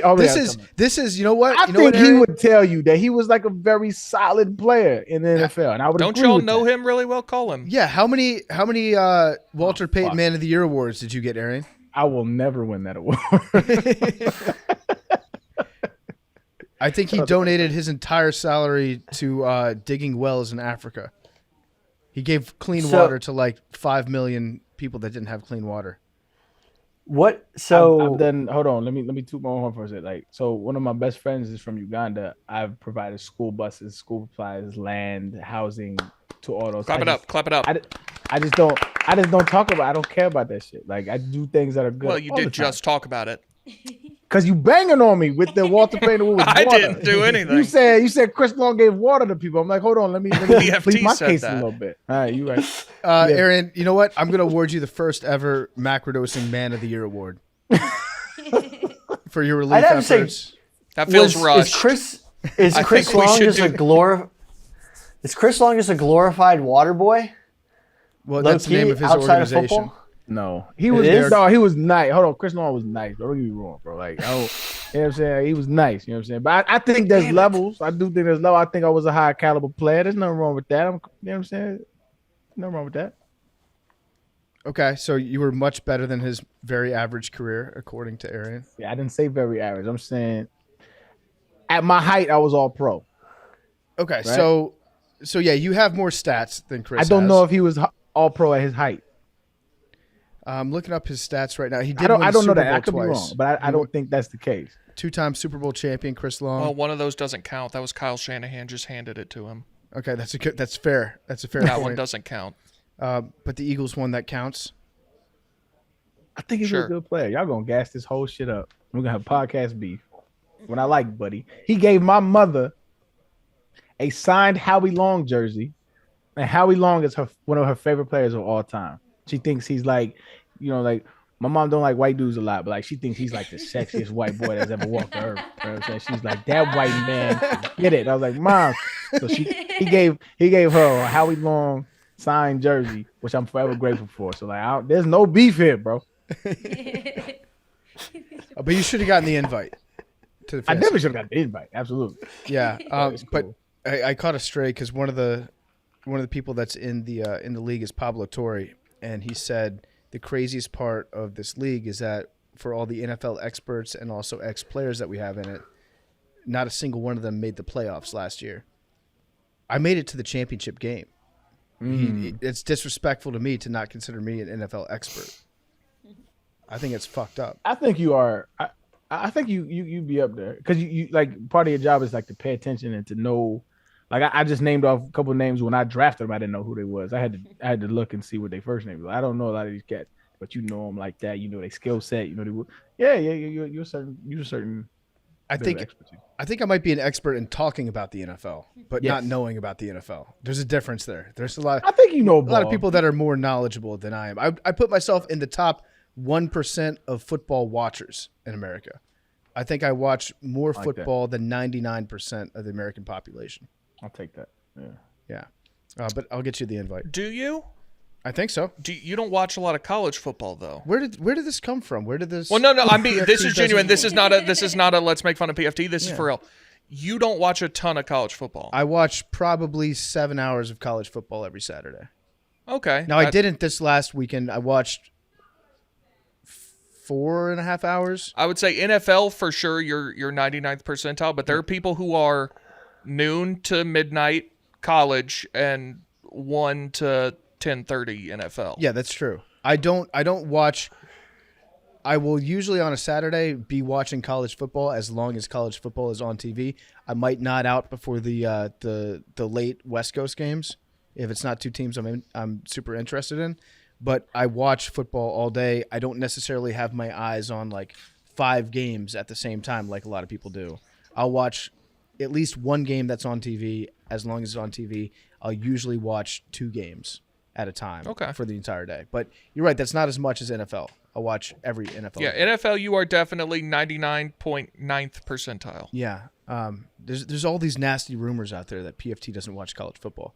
I do watch college football. I don't love it as much as I love NFL, but You're just drunk. You're just drunk when you watch it. There's probably something to that. So I'll usually go to a bar for a little bit on Saturday, and the football will be on. I'll pay attention to it, but I'll also have a couple cold ones in me. I'll have a couple Coors Lights. I would like to watch a football game with you to see how you watch it, how you break it down versus that'd be fun. I would love to get you to the office, Arian, on an NFL Sunday, and we'll get you on a live stream. Let's do it. Let's do it with we'll set it up. I'll set up in the next couple months. Yeah, and we should definitely get Chicago offense for sure. I want Frank the Tank in there with you too. Oh yes. Okay. One of his favorite Dolphins players. Yeah, he actually respects you as a Dolphin. He usually hates every Dolphins player. I think he just knows why. I didn't do anything for the Dolphins. Yeah, but I think I don't know, for whatever reason, Frank respects you. Well, I take that back. I did do something for the Dolphins. There's been a lot of people that I think so. Like when I got there, Adam Gase was trying to change the culture, right? Because the Dolphins were not that good, and so his first year there, like he sat me down. He was like this is what we want to accomplish, like which I loved about him. But like he's like, this is what we want to accomplish, and part of what he wanted to accomplish was, and it just fit my style, was like, you got to show these people, like you got to show them how to work. And so like when I first got there, like the running backs were kind of like, it was kind of lackadaisical in how they went about practicing, and how I practice was very different than how they practiced. And so like simple stuff, as soon as you break the line, right, they would just like stop and then go back to the huddle. Whereas like I would finish like 30, 40 yards down the field every single time. That's something I learned when I was young. Something that was passed on to me. And so like changing the culture of the running back room was like showing them how to practice. And, I think they got that from it, kind of changed the culture, and also competitiveness, because I talk shit. And so when we go into scrimmages and shit, and I knew Mario Williams too, right? So, because I played with him in Houston. So I was talking shit. And so it garnered that competitive atmosphere to where we was competing with each other. And like we made everybody was making everybody better, which is in that year, they made the playoffs that year. And so like I'm not saying that I'm the reason, but I'm saying like I helped bring the culture where it's like competitiveness and working. So I doubt he knows that though. I'm sure he does. Frank knows everything. Yeah. Okay, well Frank knows that. Yeah. Frank is a football expert. Yeah, he really is. His immaculate grids are some of the craziest shit that I've ever seen. Yeah. Especially the Frank's baseball been ones. yelling How old is outside he? the store. How old is he? That's a good question. I think he's like 28. It's in the eye of the beholder. He the Mets fan, right? Yeah. Yes. He 28? No. Yeah. Mid-40s. Mets age you. I thought he was older than that. No, he is. He's definitely older than that. It is funny though, the impact that Frank has had on athletes, like the Braves. So he's a Mets fan, right? Mm-hmm. And the Mets had a huge lead over the Braves. What was the 10.5 games on June 1st? 10.5 game lead on the Braves, and then it was like June 7.5 in like August. It was a historic collapse. And then the Mets collapsed. The Braves started to surge, and the Braves players would go into the clubhouse after games and watch Frank's reactions to the Mets losing, because he flips out. He has like I don't know what you want to call it. It's like a tornado of rage that hits him. And so the Braves team, they were actually watching Frank the Tank freak out over the Mets losing. So when they were playing against the Mets, they'd be like, "This is going to be awesome. If we beat them, we get to watch an epic Frank meltdown at the end." That's hilarious. Yeah. He is, I would say, amongst professional athletes, particularly baseball players, but all of them, other than Dave, he's the most famous person that works here. Probably, yeah. Like, Yeah. and it's probably a pretty steep drop off between 2 and 3. Yeah. Wait, Yep. come on. You're bugging. You think so? No, dude, like every player in Major League Baseball knows who he is. I think in the New York office, But when counting you say, Dave in when New you York. say famous, you mean like known more? Then No. who? The man you sitting next to. Well, I would say Big Cat would be before me. Big Cat would be Oh, third. yeah, him too. You could Yeah, you but think like- that Frank? You bugging. I understand what you're saying, but you bugging. Nah, hell no. I'm telling you, dude, it's crazy how famous Frank is. They might I not think follow him on Big Cat, Twitter. Big Cat is more famous generally, but amongst like athletes, I think they all know who Frank is. More so baseball than other sports. That could but- be the case, but overall notoriety, hell no. No, for sure. Well, no, I agree with that. I definitely Alright. agree with that. We've had like dumb arguments in the office about that. Big Cat definitely Yeah. more famous than Frank. But Dukes thinks that Frank is the best bang for their buck Barstool's ever done. That's an interesting question. If you're just talking about like page views and video views, maybe. that's But- probably true. But yeah, I watch every Tanks Cooks. I watch all those. Right. But I don't know. Now I'm getting into like the behind the scenes like business dynamics, like how much revenue has Frank brought in? I guarantee you his cost per view is the lowest of Yeah, anyone here. That's definitely true. Without a doubt, that's true. No doubt in my mind. yeah. All right, this has been a very long introduction into the voicemail segment, so maybe let's just do one voicemail. It started with my fantasy football Dude. team. I've That was sat an hour here ago. for. It's crazy because in school I couldn't sit still for 30, 20 minutes. I've been sitting in this room for 5 hours. 30, 20 Like- minutes. Like I couldn't sit in a class like without getting up to go to the bathroom. Like I've been here for 5 hours. That is insane. Thank you for Just your service. goes to Billy. show. Well, you know No, what? no, I'm just saying it's You're like a so finalist crazy for in my Macrodosing head. Man of the Year. Thank you. Damn, just like that, you gonna take the award from I me, said bro. You just gave it finalist. to me. I said it's yours, but Billy is I'm a a finalist. finalist. Yeah, Did you nominate me or did you give it to me? Or you just I gave it to nominated you. me? You got it. Is it crazy? That's Saying. crazy. I gotta win something. I don't I'd like talk to about. nominate Mad Dog and Mackenzie as finalists because I don't believe that it should be just men. Okay, thank you, Big Credit to me. talk that Which woke in shit, turn I Big think T. should Yeah. make me Talk a that woke I'm finalist. going to shit. nominate you as well. Talk that woke shit, Big T. I nominate PFT. No, I decline. I don't discuss my charitable contributions. I don't Oh, do fuck. that for. You cornered me into doing it. Now you I gonna don't shame do me? that I for nom- clout. I don't nominate talk him. Can't about. look them up though. I don't talk For about the declining. $20,000 gift that I gave to the NAACP. I don't talk about any of that stuff on the air. I will not. Nice try. I forgot about Or the that. 250 you gave to Bernie Sanders twice. Yeah, I don't talk about that either. My guy. Bang bang. I don't talk about any of the stuff. I don't talk about the Heifer Project. I don't talk about. I know what that is. What's the Heifer Project? Oh, it's actually a really great charity. It's an organization that sends livestock to developing countries. So, for example, if there's like a community in Southeast Asia that needs to plow their fields or till their fields, tend to their crops, they'll send them like an ox, like an actual full ox that will do the work for them, and then they can get more crops for themselves, and they can sell the crops for profit. It's a great organization. You can also send goats. Just send goats to people too. I was So it's like I small was stuff that thinking makes of a a big different difference. heifer project. You were thinking I would send big women? Is that what you thought, Billy? No, that's not what I thought. Oh, what were you thinking? For some reason, I was thinking about the yogurt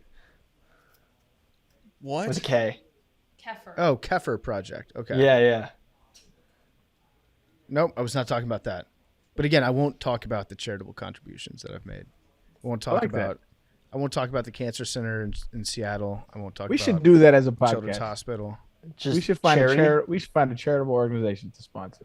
No, we should make a charity under a 109.C or whatever that's like tax deductible, Yeah, and then That's- make this No, podcast you- did you- of the you charity, lost me. and then we start doing charity lost and me. not have to pay taxes, but we're doing charity.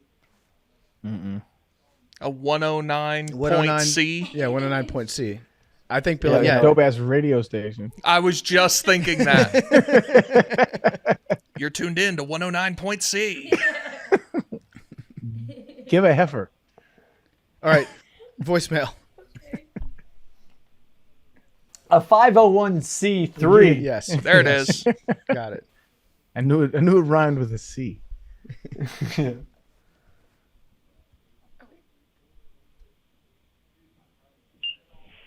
Hey, Macrodosing crew. This is Lee from Texas, and I have a question for all of you. My question is, so I believe that there's 6 of you.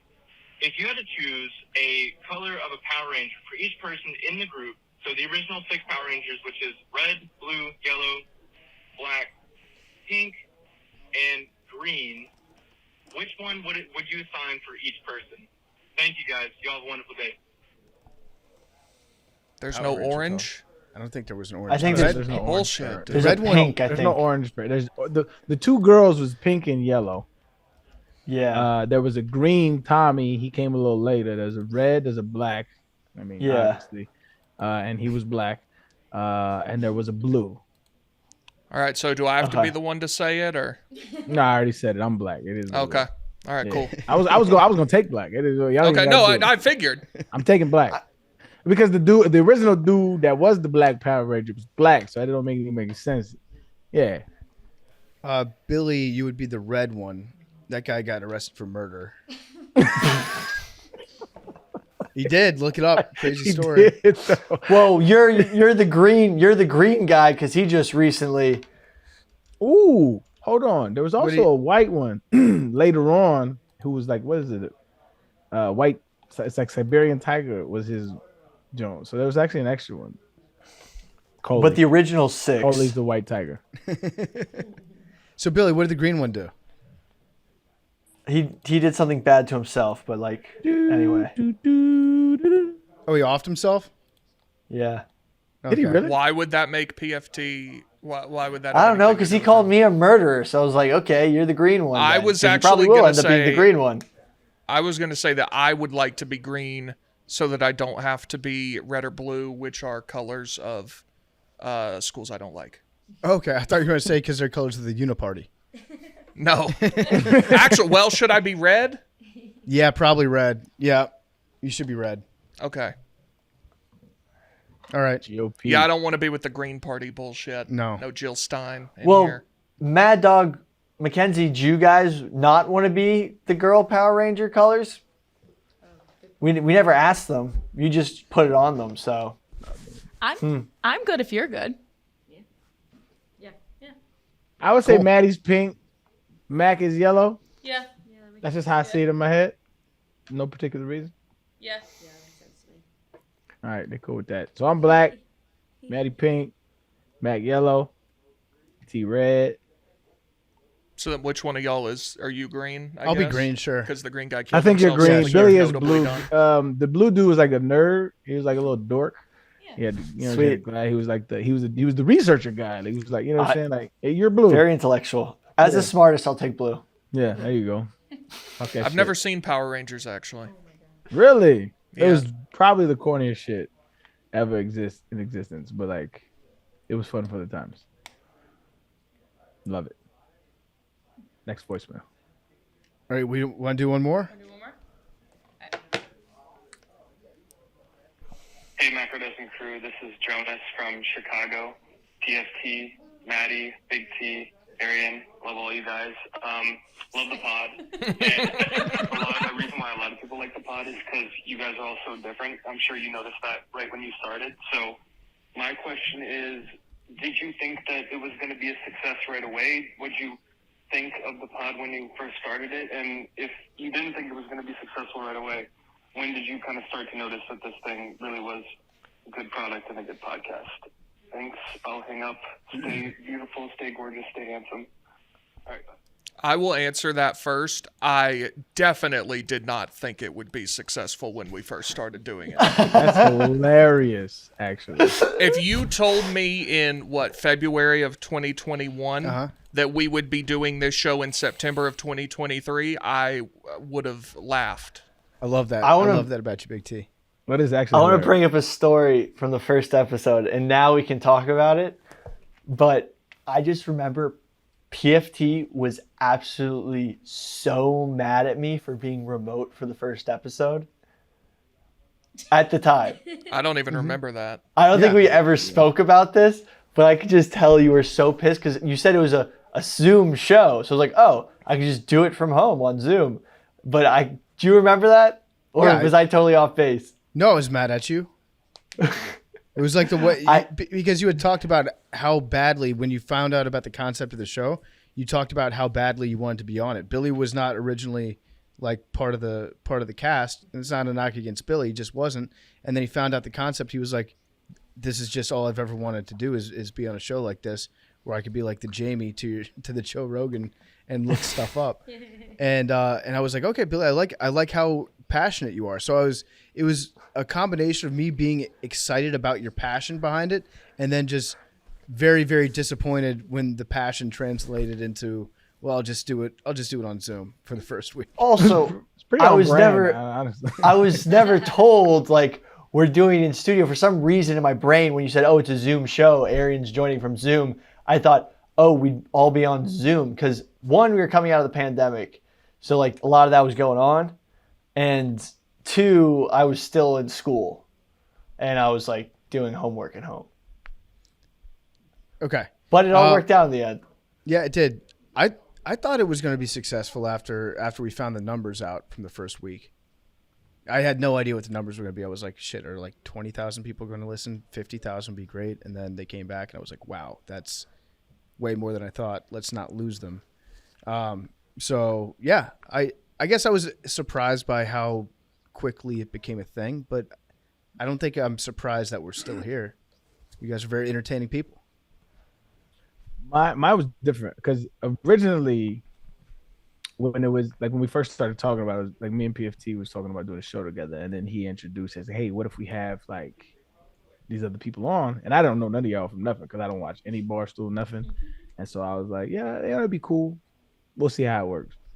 And then as it grew, I saw PFT's vision, honestly, for the diversity of thought. Because if it was just me and PFT, I think we would just be a circle jerk of like left-leaning stuff.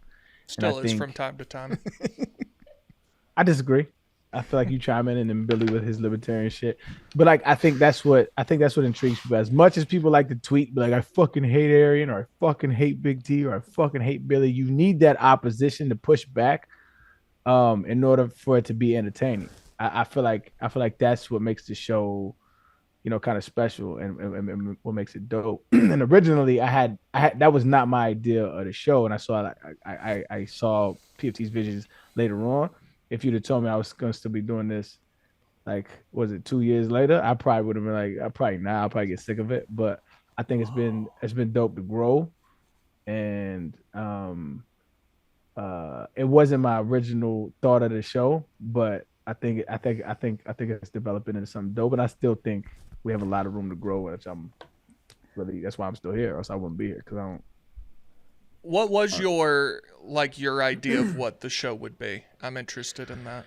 So originally, when we first started talking about it, me and PFT was like, let's deep dive on topics, right? And so it's supposed to be just, no disrespect, but it was supposed to be just me and him, and we were going to like kind of like bounce back and forth on topics, almost like a Stephen A. Skip, but with like real world topics. You know what I mean? With the Catholic Church or whatever the case might be. And I think in him, I think this is what, you could correct me if I'm wrong, PFT, but I think this is what happened. I think maybe you weren't aware that I could carry myself. And so you felt like you needed more to banter off of, to play off of. I could be wrong, but that's originally I was like, okay, maybe he just doesn't understand that I could like carry myself talking wise. I could be wrong about that, but that's just what I felt. And I was like, okay, that might be okay. And as it grew, he Coley, you came, Billy came, and I think it grew into something like more of like a dynamic where it's like we all add a slice of the pie. But originally that's not what I thought it was going to be. But I appreciated the vision over time. Yeah, so I never thought that you wouldn't be able to carry your side or anything like that. My school of thought was like knowing what works on part of my take, where it's me and Big Cat, we do the show, but we also have Hank chime in, we had Billy chime in, we had Jake chime in, we've had people that are also in the studio, because it gives you more to play off of. Because if you just have one person that you're bouncing off of the entire time, even if you're disagreeing, then that can be I feel like it can get stale if it's just the two of you and you know what the other person's opinions are going to be.